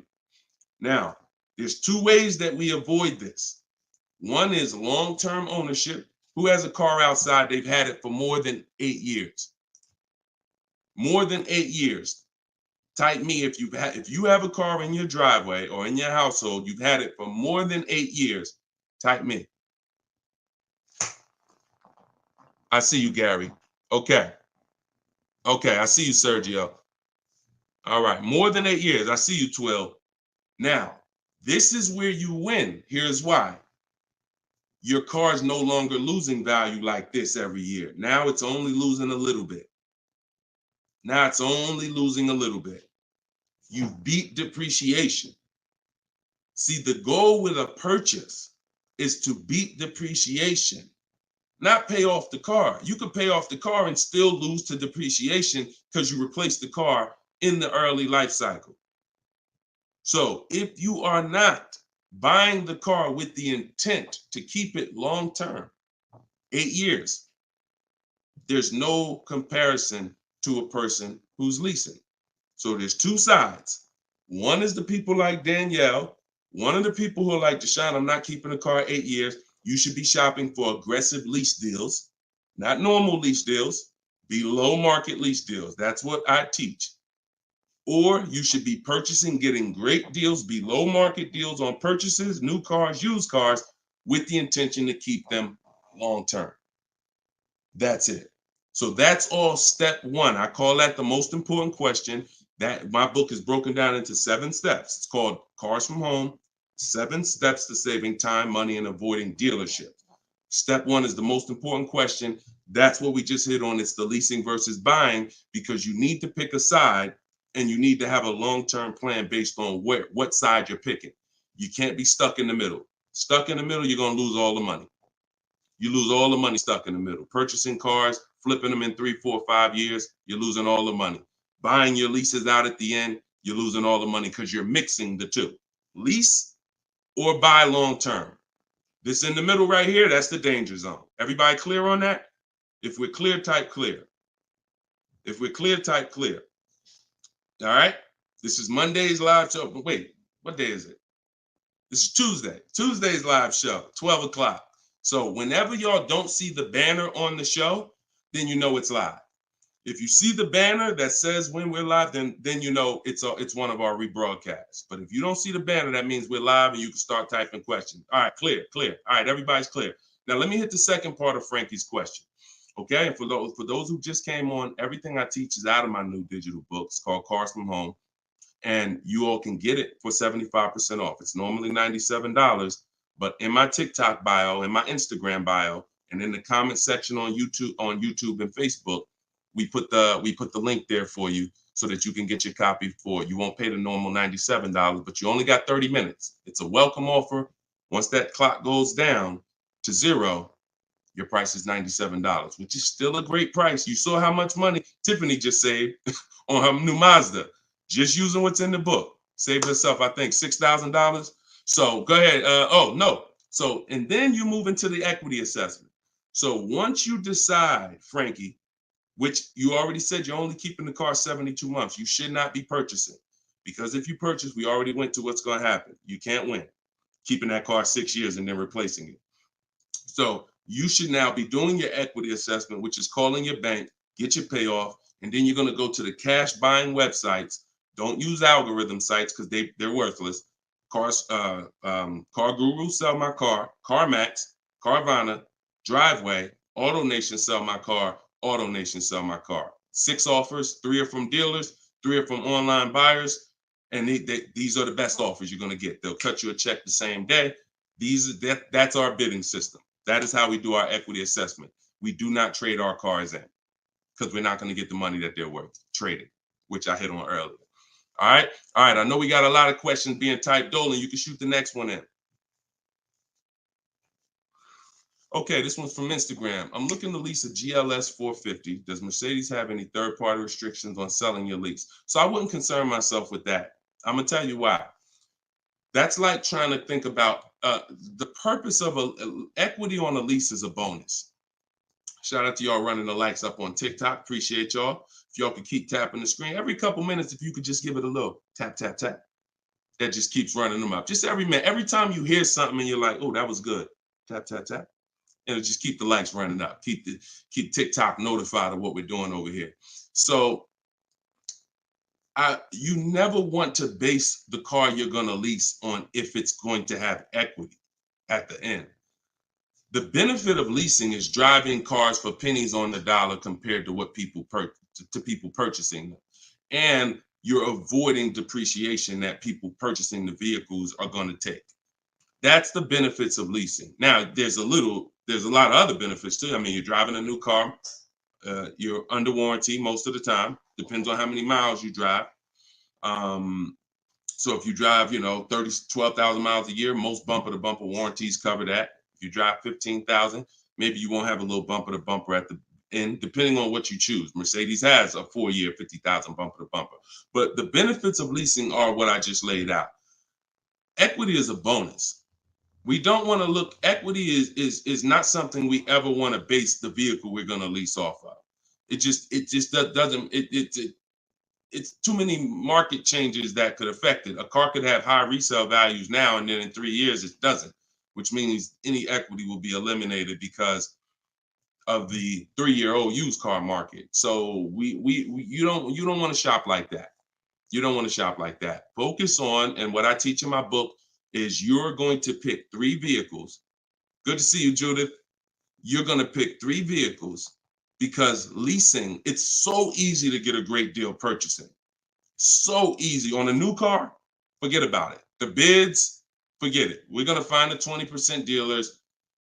In my book, I have all the scripts because I don't want you talking. Who'd rather get great deals without talking? Be honest. Who's not a good negotiator?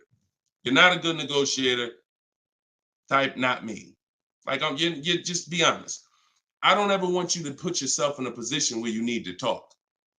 And if you start talking to somebody who's trained to talk and dissect and get information and then tailor a deal, you're going to lose. So in my book, everything is silent. The only people we talk to when we talk to people are managers, because those are different conversations if we need to have them. We're never talking to salespeople besides when we're coming on to test drive the car. We're never talking to salespeople because we just don't know who we're dealing with. So when we're online, we're always typing. That's why I say go online. My strategy is called the 25 to 5. We go online and we contact 25 dealers, go to their website. I have copy and paste templates in there that you just fill in what you want. But if you're going to do it your way, that's fine. But I'm telling you, you don't want to deviate from this format because you're going to get yourself in trouble and you're not going to get the results. You want to be able to connect with a large amount of dealers so that you could get 5 offers, at least 5, because 4 are going to be overpriced most likely, but 1 is going to beat everyone else. So, but when it comes to a lease, there is the lease program. that the dealer can't control. So if we don't know what a lease program is until we shop offers. So there's no way you can look at the residual value. You can look at all this money factor. I know some of you who are in the math, you're like, oh, well, I'm gonna just look at the money factor and see. You can't tell because it can have a high money factor, but it have some good rebates. The only way we know a great lease deal is to shop the market, get our offers, and then if the lease program, if the best offer doesn't get you under 1.5% with no money down, then it's a bad lease program. It's a bad lease program. In which case, we move to another vehicle. So I'm not going to ever co-sign leasing a bad vehicle a vehicle with a bad lease program. I've had all types of people hit me, Deshone, I'm looking at this Range Rover, man, but I did all the offers, and they'll be in the group. We have a private group, and I get to talk to people all around the country about this stuff. So they're like, Deshone, you think I should move on? I'm like, look, you could wait till next month, see if the program gets better, but I'm never going to co-sign signing a bad lease deal. You're paying too much money for a vehicle you're giving back in 3 years. So you're defeating one of the major benefits of leasing. So that's the only reason why we have to have 2 other vehicles that we like when we're leasing. On a purchase, no. One vehicle, pick it, get your bids. One dealer is going to blow everybody else away. But with a lease, you want to have 3 vehicles just in case it's a bad lease program. And if they got a bad lease program this year, maybe in 3 years when your lease is up, they'll have a good lease program. So that's what we do. It's too many cars out here. It's 400 cars out here. 40-something manufacturers competing for our business. Why are we going to get locked on one car? And the reason we're doing this, y'all, is because we're not shopping. You're not shopping. You're not taking the going out for the weekend and test driving cars seriously. You're about to drop 40 grand of your hard-earned money. You need to be, like I teach, shopping and not letting anyone disturb your shopping. If I'm looking for a car, I'll take a whole Saturday and go out or a Monday, and I'll go out and I'll drive 4 cars and be like, okay, that was fun. Don't sit down and don't talk numbers. So let me make that clear. Don't go in there and sit down at the desk and start talking numbers and get a proposal. No. Shop. Once you decide what you want, then we come home and we get our offers from home. All right. Go ahead, Dolan. Next question. All right. When you don't talk, I see a lot of you saying you're not good negotiators. Then you just got to stop talking. Stop talking and start making people bid. You're going to get better deals than good negotiators all day long. Heard you loud and clear on the rebroadcast. I'm here live. All right. Welcome, Jill. Looking for a car now. Profited on a sale, so coming in clean. Need to rebuild credit. Lease cheap car, finance car under 5-6 grand. It depends on where your credit is. If you're in the mid-6, I teach something called, profile over score. So if you have a paid off car, if you have nothing gets you approved for a car like on-time car payments. If you've been making on-time car payments for 2 years, 3 years, you're typically gonna get approved for most leases. As long as you're not going from like a $450 payment to a $900 payment. But if I'm in a state where if I'm in that mid-6s, 660, 670, I go for the lease. If I'm in the low 6s, then I go for what I call a smart car, which is the car to set you up to lease. So your goal is to get the least expensive car you can get a loan on, quality car. You want to go small as possible, and small as possible for you might be you need a sedan. You might need 3 rows. But I teach something, and that's what we were talking about when I posted that review that Barrett wrote for our book today. He was like, we get a wish list for needs versus wants, because oftentimes we confuse these. Needs are things you can't live without. I need to have this, or the car's not going to do what I need it to do. I need to have it. Wants are things that you'd like to have, but you can live without. When it comes to getting a smart car, and it's not the little smart car, y'all. I have a different. That's a different meaning for us. It means saving money at the right time. That's what we call smart cars. Saving money at the right time. So if you can't qualify for a lease and you want to set yourself up, then the vehicle you get now is super important. The vehicle you get now could either set you back from leasing because you bought too much vehicle, payments too high. You didn't buy a dependable vehicle. It's not going to last. It's going to start having problems. It's going to break down. You might miss payments because of that. These are all the things you want to avoid. This is why I'm giving you these boundaries that you don't, kind of go off of. But this usually happens when you're trying to get too much car. Quite honestly, if I was trying to get a smart car, I would be trying to get the smallest car I could, drive it for 2 years. Let the family be uncomfortable. Listen, y'all, I know it's tight, but in 2 years, I'm gonna get out of this and I'm gonna drive off the lot in a brand new lease. So the key is the payment's gonna be low because those smaller cars are only 25 grand new, 28 grand brand new. When you get them used, you could get a nice one for about 10. Finance it. You don't have to take a 10-year-old one. So you want to get one that's relatively, good. It needs to last you 2 years, or the plan's messed up. So you get the smallest car you possibly can. You drive that 2 years. That's your sacrifice car, and then you flip out of that car. Well, after you have 2 years of on-time payments, you flip into a brand new lease, and then you're leasing new cars from now on. That's what I do, depending on your situation. If you're high sixes, mid sixes, and up, I go for the lease. If you're under that, then I would go for the smart car. Okay? All right, keep me posted. Good job. Just having a plan. Having a plan. Go ahead, shoot the next one up, Dolan. I forgot to tell you. Yeah, I see you, Jill, and keep that up. This is a different Jill, I think. This is a means to my dream car. I'm a patient. Yeah, I'm patient. My husband has the needs car. There you go. There you go. You can flex in 2 years. You can flex in 2 years. You do this right. You drive this car for 2 years. You don't miss any payments. Make sure when you're buying a $10,000 car and you finance it, payments are $250 a month for 5 years. You don't have to take a 6-year loan. You don't want to take a long loan on a smart car. You want to take a shorter loan, pay $250 a month. Now you're not going to miss those payments. Max at 300, depending on the interest rate, could go higher, 325. But the point is that's affordable. So it's not going to mess up the plan versus you trying to pull out in a $25,000 used car with a high interest rate. Now your payment's $575 a month. You get what I'm saying? So just stay focused, stick to the plan. All right. This is another Jill from YouTube, I believe. Buyout is, go ahead, keep that one up. Oh no, I saw that one. Get the one you just had up, Dolan, from the other Jill. Yep, thank you. So buyout is $36,000 on my 2023 Audi Q5. I want to lease a Range Rover Sport. Should I sell on my own or turn into the dealer? Doesn't look like, and I'm just going to tell you, this is not usually when we do an equity assessment.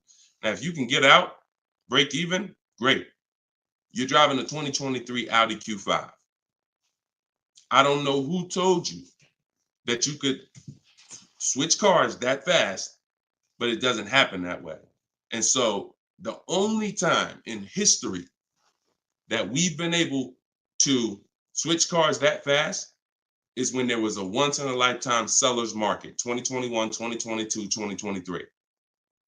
Once in a lifetime. Chip shortage, every single car was worth 5,000, 7,000. To some of the trucks were worth 10 to 15 grand more than they would normally be worth. Now, I told people back in 2020 that 2021 that was going to come to an end, and don't get used to this. But I told everybody who would listen, you need to cash out now because your vehicle is never going to be worth more today, never going to be worth more than it is today. But that's over. So if you may have cashed out, some people, you sold a car. If you sold a car back then, you can type, type dollar signs. If anybody sold a car from 2020 to 2023, and you got crazy value for it. Some people were like buying cars, and 2 years later, they got all the money back. I did that twice. I leased a brand new Jeep, 2018, and I sold it in 2021, and I made $8,900 after I drove it for 3 years. And my mother, I helped her sell her Mazda CX-5. She was a low mileage driver, and I helped her cash out. She made $10,200 after she drove it for 3 years. Made a video. I recorded her and my dad. They couldn't believe it. They couldn't believe that they drove a car for 3 years, turned around and sold it, got every single dollar they put into it back. And he was like, all right, man, I'm looking forward to doing this again. I said, Dad, this ain't gonna happen again. So enjoy it. You were part of a once in a lifetime market where you cashed out and you won. But we cannot base our strategy anymore off that. That's over, and you'll get in trouble financially trying to do this. So there is no setup where you could buy a car or lease it and in a year, 18 months, trade it, replace that car. Just not. Because we already talked about earlier, let's take a $50,000 car.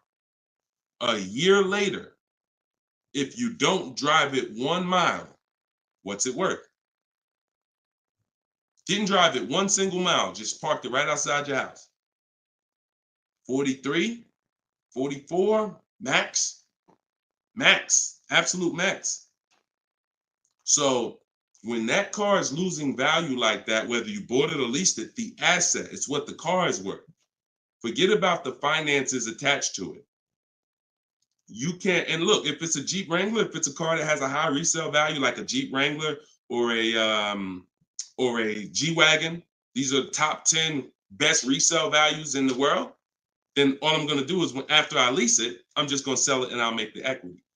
But I'm not going to look to trade that car or replace that car in a year, 18 months, break my lease contract. Now you do your equity assessment, Jill. Call your leasing company, find out what your payoff is. You said it's 36. Now, if you can get offers higher than 36, then you can get out. Very simple. So get the offers from the companies that I mentioned about 15 minutes ago. I laid out the 6 companies.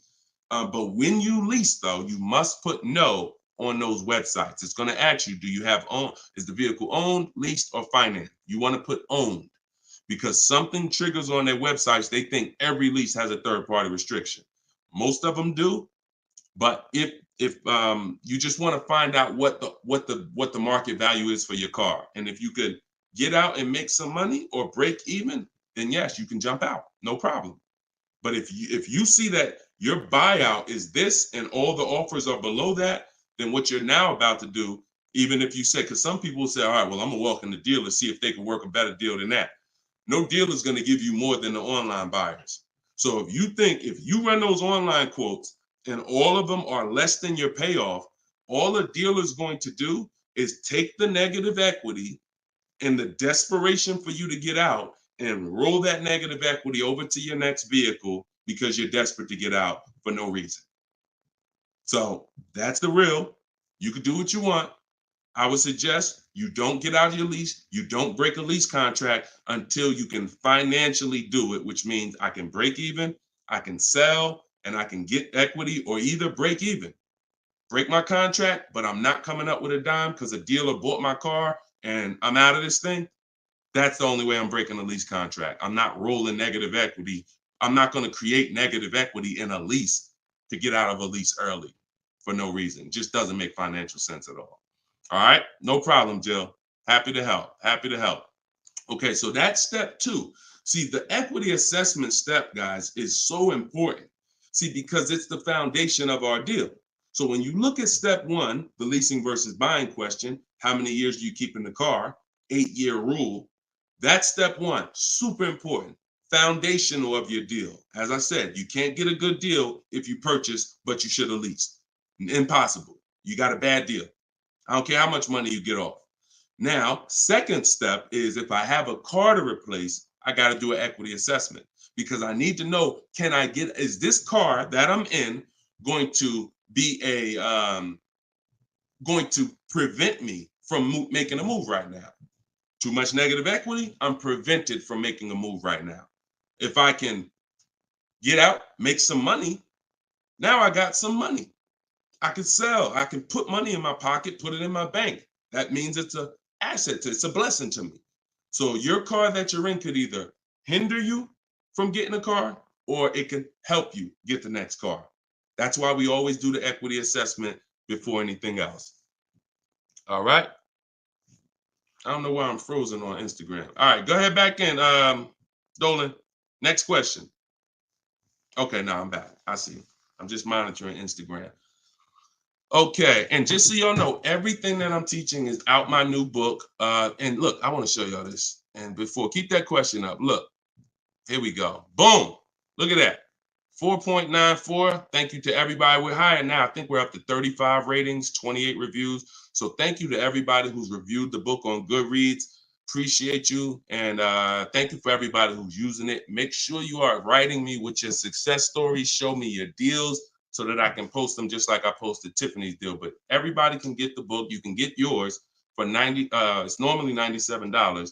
But as our welcome special, our book launch special, you can get it for $24, 75% off in my TikTok bio for 30 minutes, or my Instagram bio, or in the comment section of YouTube or Facebook. We have a comment pin for you. And if you're watching us on TV, you can use your phone and you can scan the QR code here on the screen, and you can get your copy for 75% off. But once that timer hits 0, if you visited that page and the timer it started, once it hits 0, the price does go back up to $97, which is still a great price. It's a great price either way. And it'll be in your inbox in a couple minutes. Okay, this is from Instagram. I use your template in the book to ask for quotes. Their response is the lowest offer you ever received. They are being difficult and giving me their best offer. What's the best way? Use the scripts.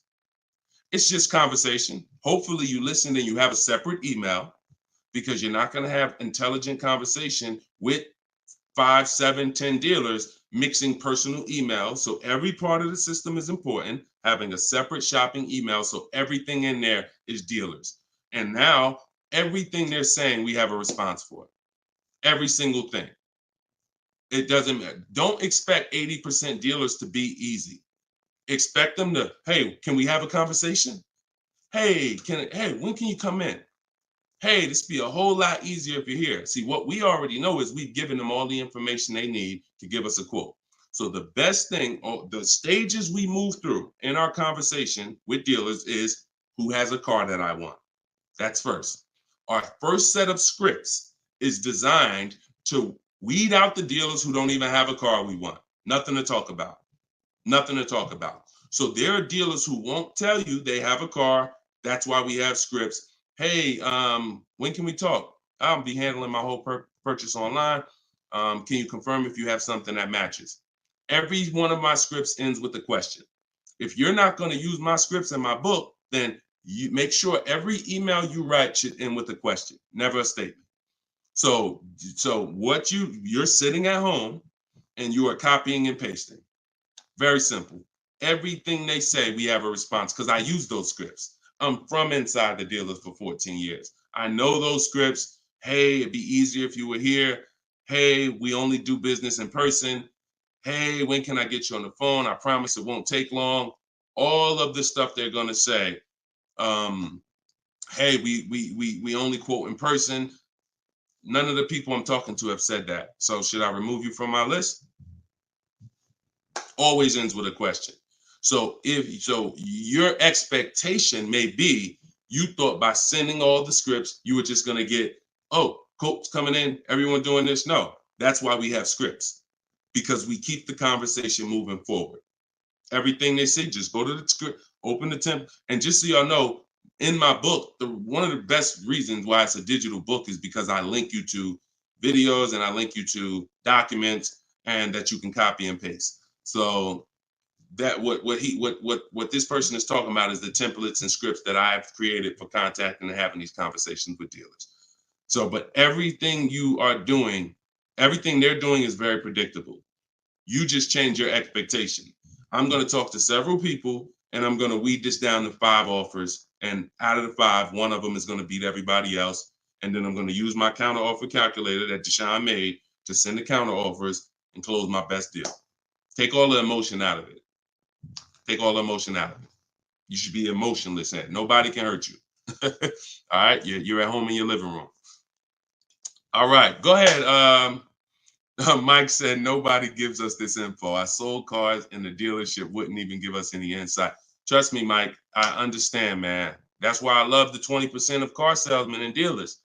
They love what we're doing here because they know we were never taught this stuff. So we were never taught about leasing, financing. Thank God I was able to learn it, and I was able to, but we weren't taught about insurances, all the stuff that they should be training us on. We weren't taught. So I appreciate you being here, man. All right, go ahead, Dolan. Next question. Great questions today. Great questions. Let's go. I see you. Shout out to the people running the likes up on TikTok. Can y'all just keep tapping the screen every couple minutes if you could? If you enjoying the show, you getting value out of what we're doing, every couple minutes, if you could just tap that screen and keep running those likes up. I appreciate y'all. It lets TikTok know we talking big money over here. Yep, I see it. Thank y'all. Appreciate you. All right, this is Gary on YouTube. When leasing, is it all about purchase price? No, it isn't, Gary. Great question. When purchasing, it's always about purchase price. All in, out the door, tax fees, everything included. Purchasing is always. Now, leasing, we get our lease offers, and this is where we eliminate the term down payment. We no longer say down payment. I want you to eliminate that word, those words from your vocabulary. You want to replace them with total out of pocket. Total out of pocket. So all of our lease offers we're going to get is following the 1% lease deal principle, which is, because some people, I know Judith still asks, oh, hold on one second. Hold on.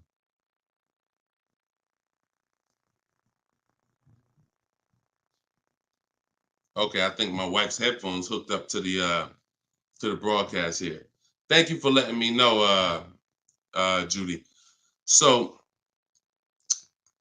when we're getting, so the 1% lease deal rule is older than, it was around, I think, before I got into the car business at 2006.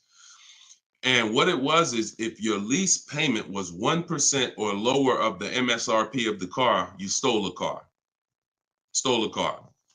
Example, I know if you've never seen a 1% lease deal, let me show you a couple. So this is Greg. Greg, look, first time posting here. I'm excited. My latest lease, graduated.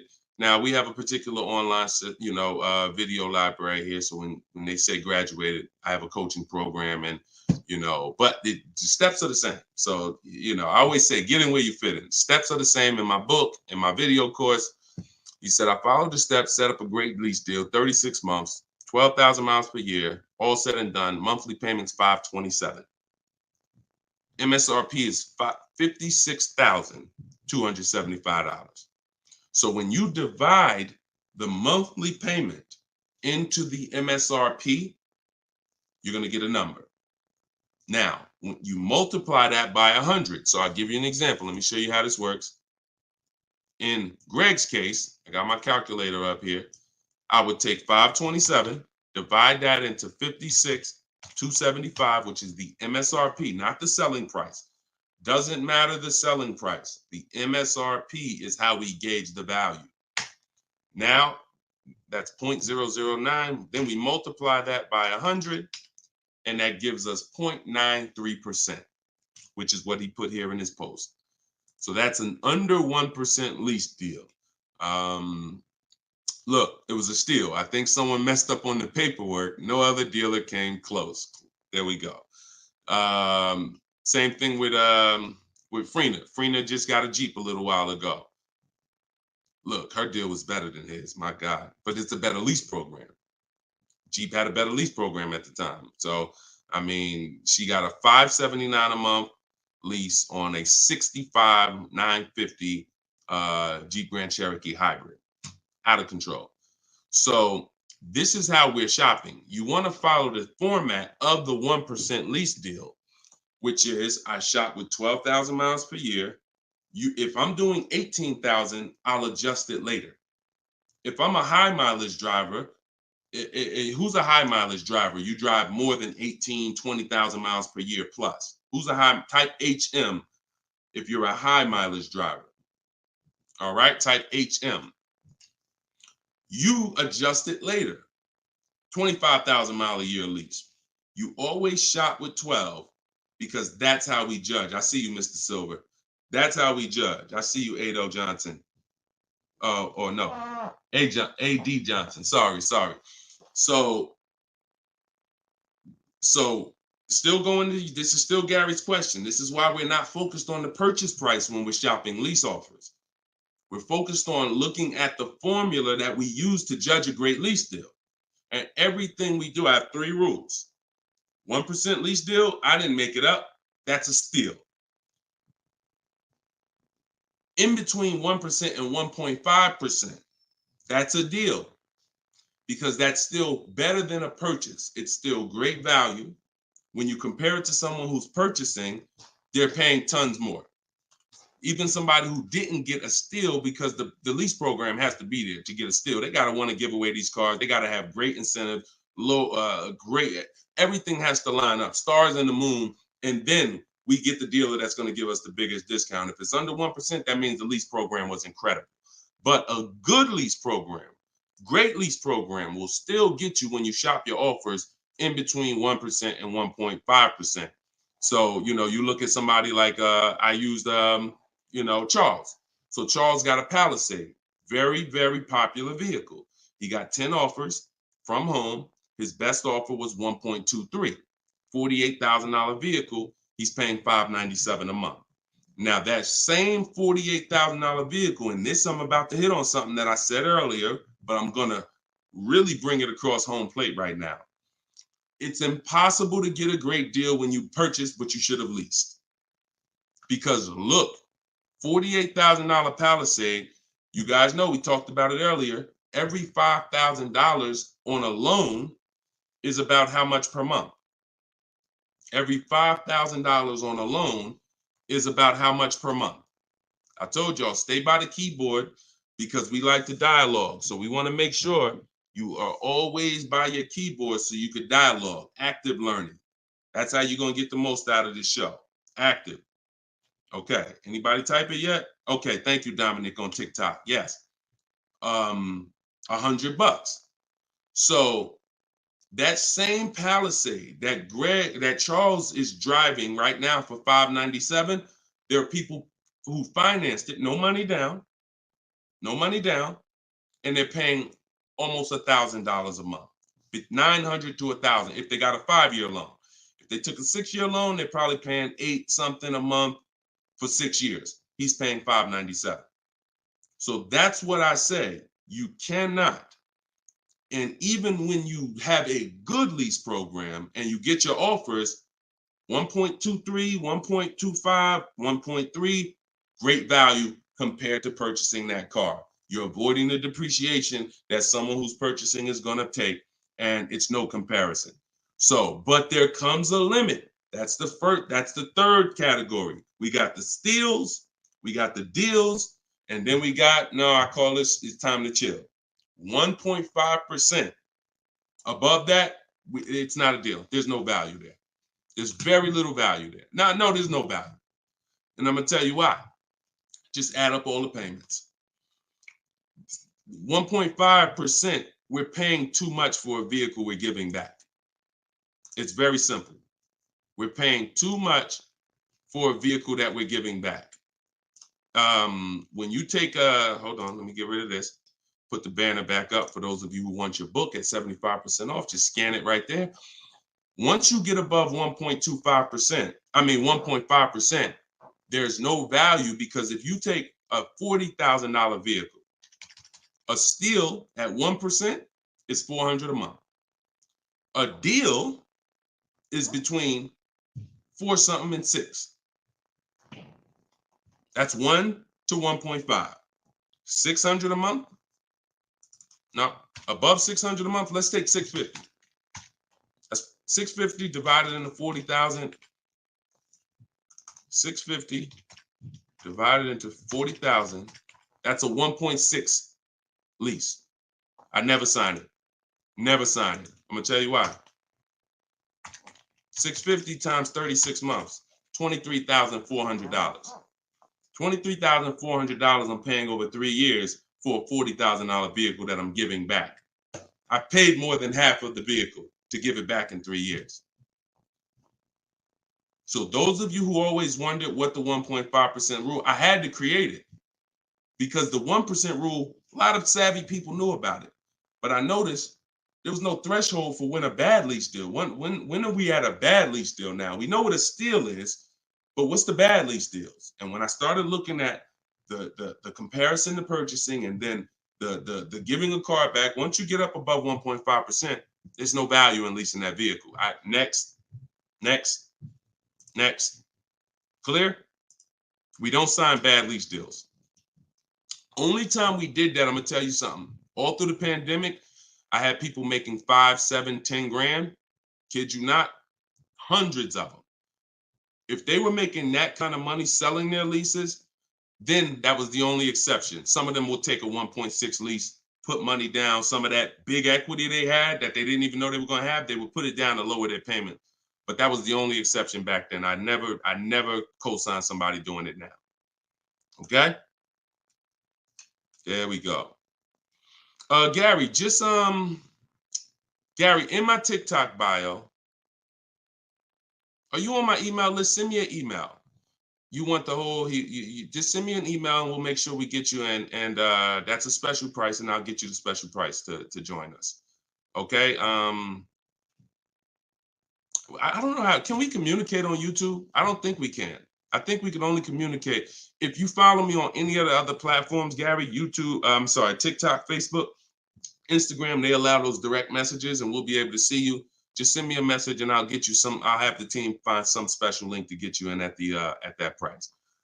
All right. MSRP, Todd, is always the bottom line. Okay, this is a great question. Hold on. We'll pull another question up, but I want to do Todd's question he just asked right here. He said, do you include freight and handling in the MSRP calculations? That's a great question. Very common. Let me show you this. When you are looking at the MSRP, y'all, leases and purchases of brand new cars, used car purchasing is different. But when you're shopping, we're always shopping based on the MSRP. So let me show y'all this. I'm actually going to save a window sticker right now, and I'm going to bring it onto the show. Hold on. All right, so let me go here. Boom. Check this out. All right, here we go. Hold on. It's loading. Boom. All right, so here's a window sticker. Now, these numbers can be a little confusing. We want to go right there. Right there. Total MSRP is all we care about. Right there. Total MSRP. Because you do pay for destination to get the car from the factory to the dealership. That's included. Like that's we pay for that. So it's no problem. We need to know. You don't want to account for any of these numbers up here before the option. It's always the bottom line MSRP, total MSRP. Now, if you ever see an addendum next to a window sticker, you see a handwritten addendum or a typed addendum that takes this total MSRP and it gives some other stuff next to it, we pay no attention to that. And in my case, if you're using what I'm teaching you, you would never even be talking to that dealer about getting a quote until you got home.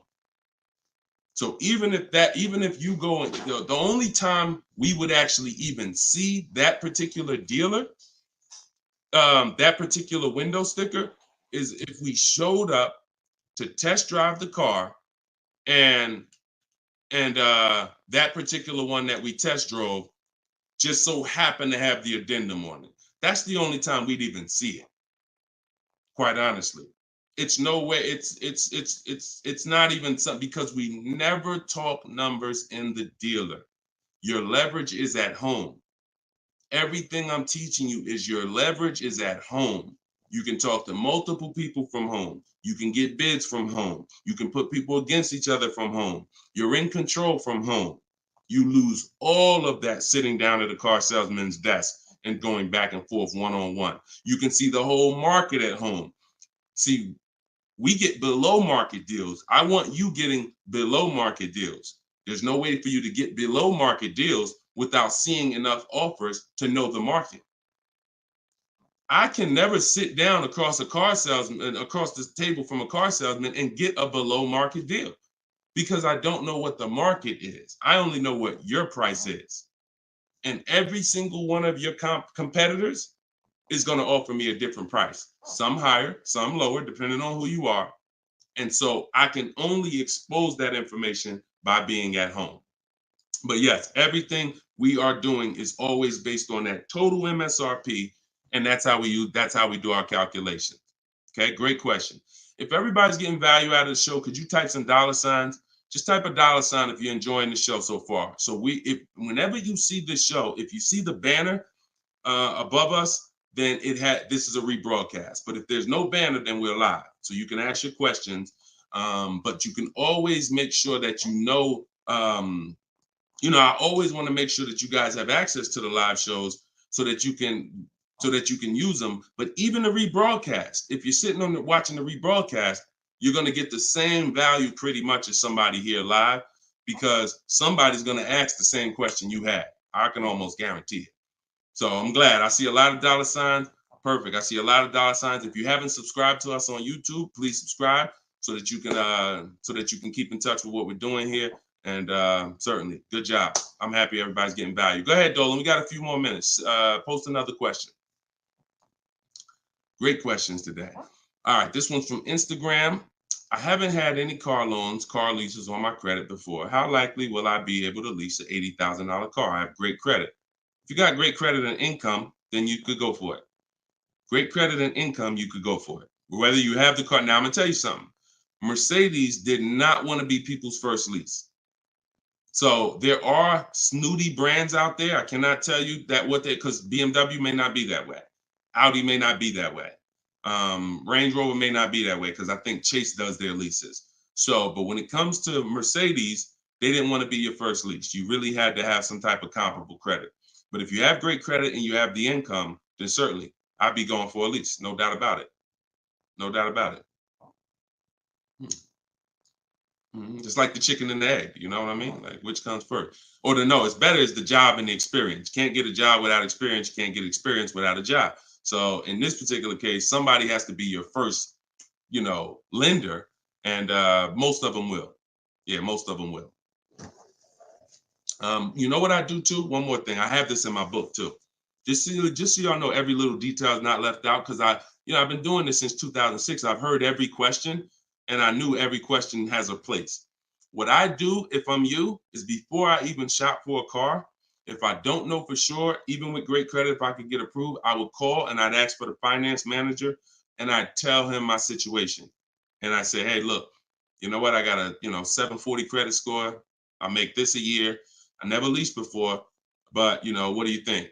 And if a Mercedes finance manager would tell you, nah, it's probably not going to work with Mercedes. But someone else would say, nah, that's fine. So that way you don't even waste your time getting all your offers just to find out that this is one of the snooty leasing companies. All right. All right, there we go. All right, shoot the next one up, Dolan.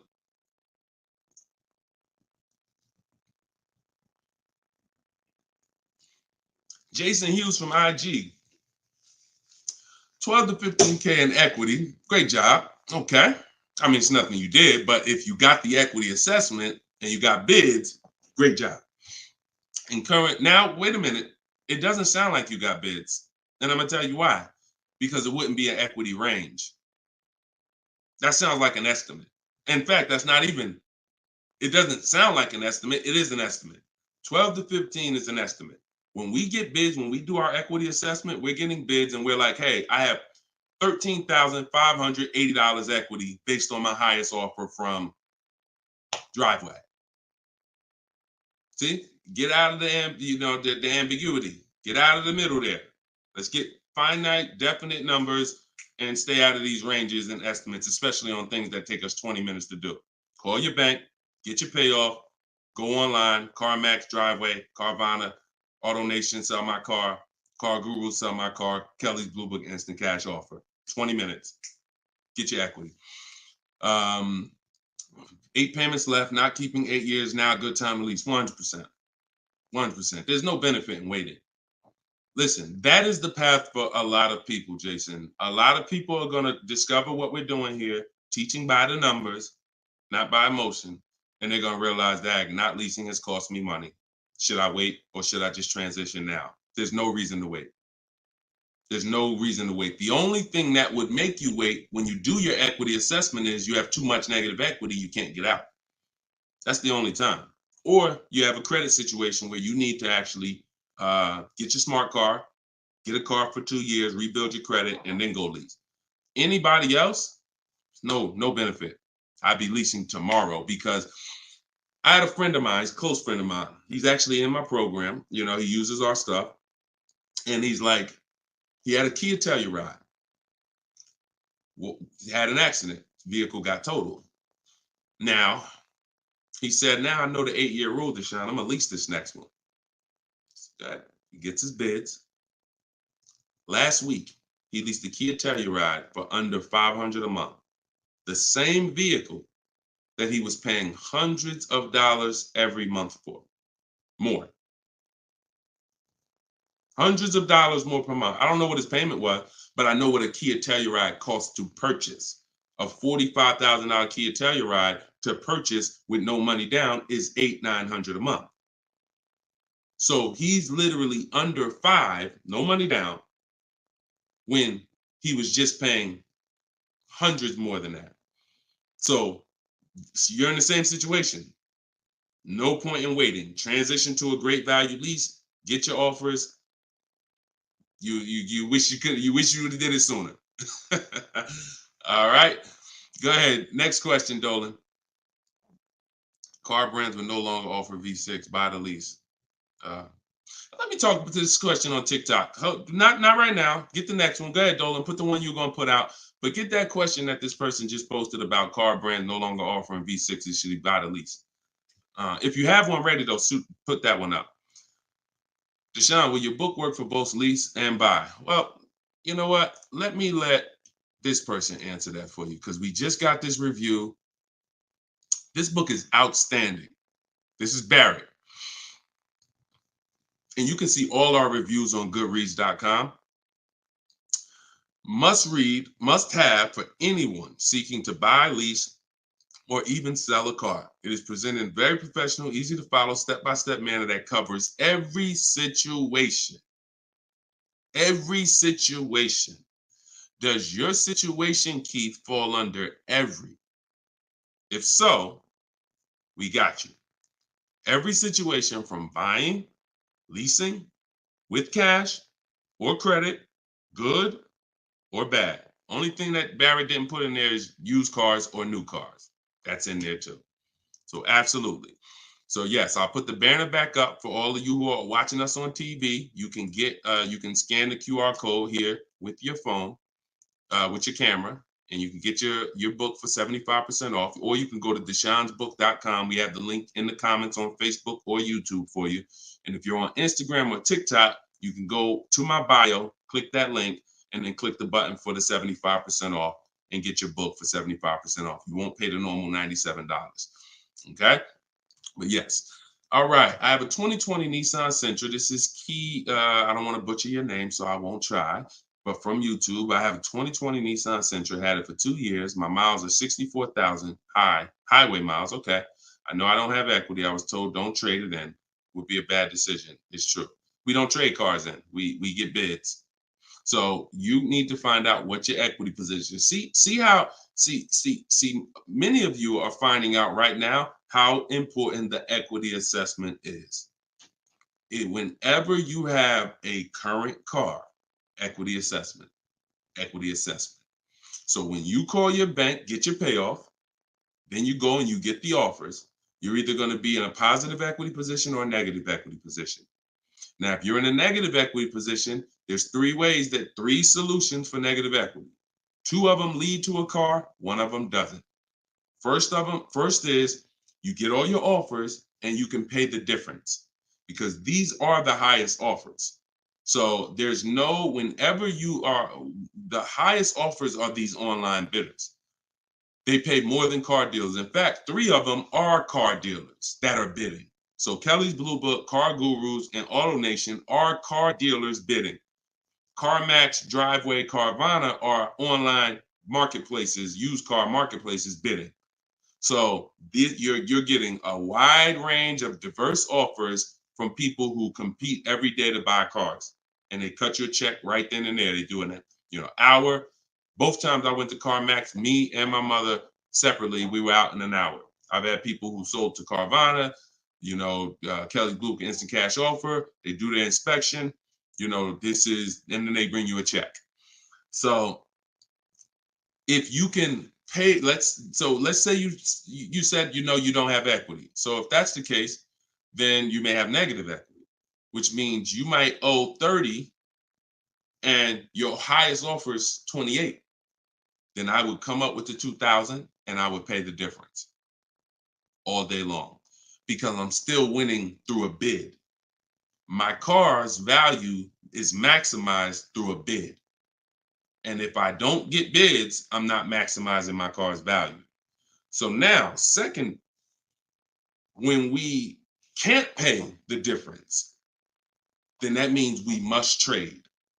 This is the only scenario where we trade because you need now one part of the bidding strategy you can't do. So you're going to do the other part of the bidding strategy, which is now think about what car you want. Okay, I want a Toyota Camry. Now I'm going to get my bids. I'm going to get the lowest bid, the dealer that's going to sell me the car for the lowest amount, and then I'm going to purchase from them. But before I can purchase, now I need to bring my old car into the scenario and ask them, how much is my old car worth to you? Now that's the winning dealer. You need them to bring that loan because you need them to carry that negative equity you have and put it on top of your existing deal. So you cannot depend on, don't even think that they're going to pay the amounts you had over here. Oh,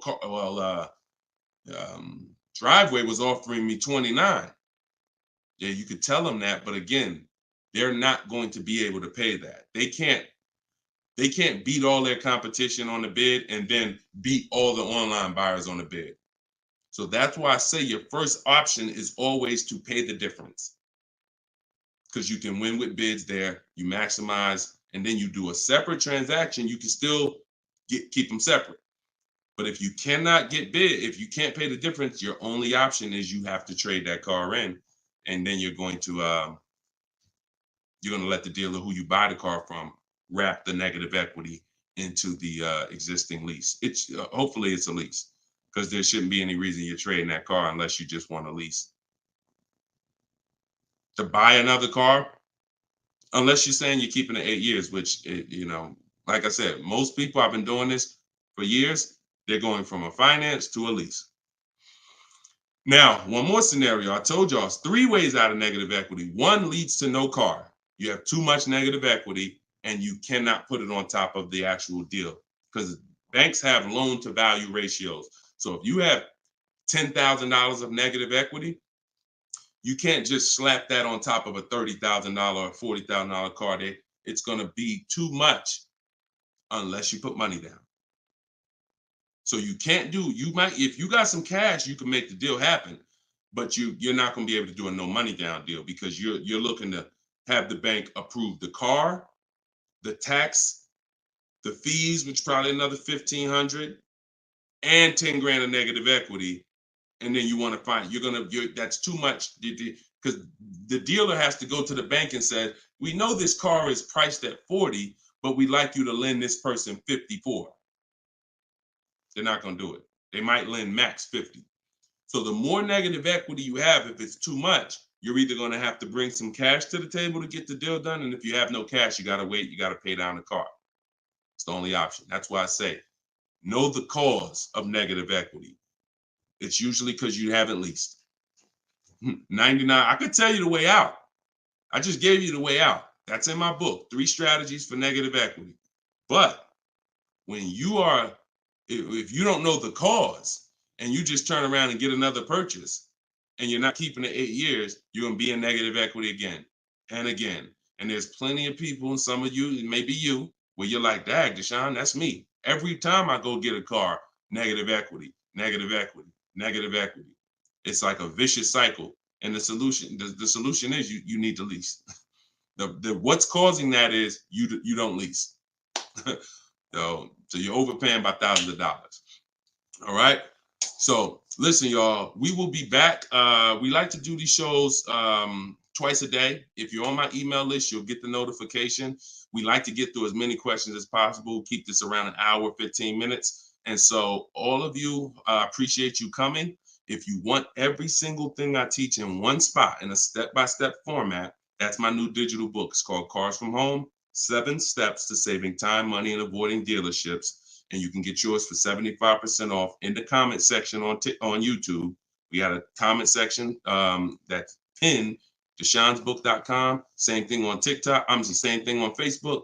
But if you're on Instagram or TikTok, it's in my bio. There's a website right in my bio. Click it and grab your 75% off. You'll get it for $24 instead of the normal $97. Now, if you went there and that timer started, then certainly get there before it hits zero, because once it hits zero, you have to pay the $97, which is still a great price. So my goal for this book is to be the most valuable book financially that you've ever gotten. That is my goal. So use it. Write me with your success stories. Show me your deals when you pick up your cars. Write me, email me, Deshone, just like Tiffany did. I want all of you emailing me your deals so that I can share them on the show. All right. So we'll be back. We'll be back with the next show. This was episode 9. Thank you for coming, and I will see y'all on the next show. God bless you.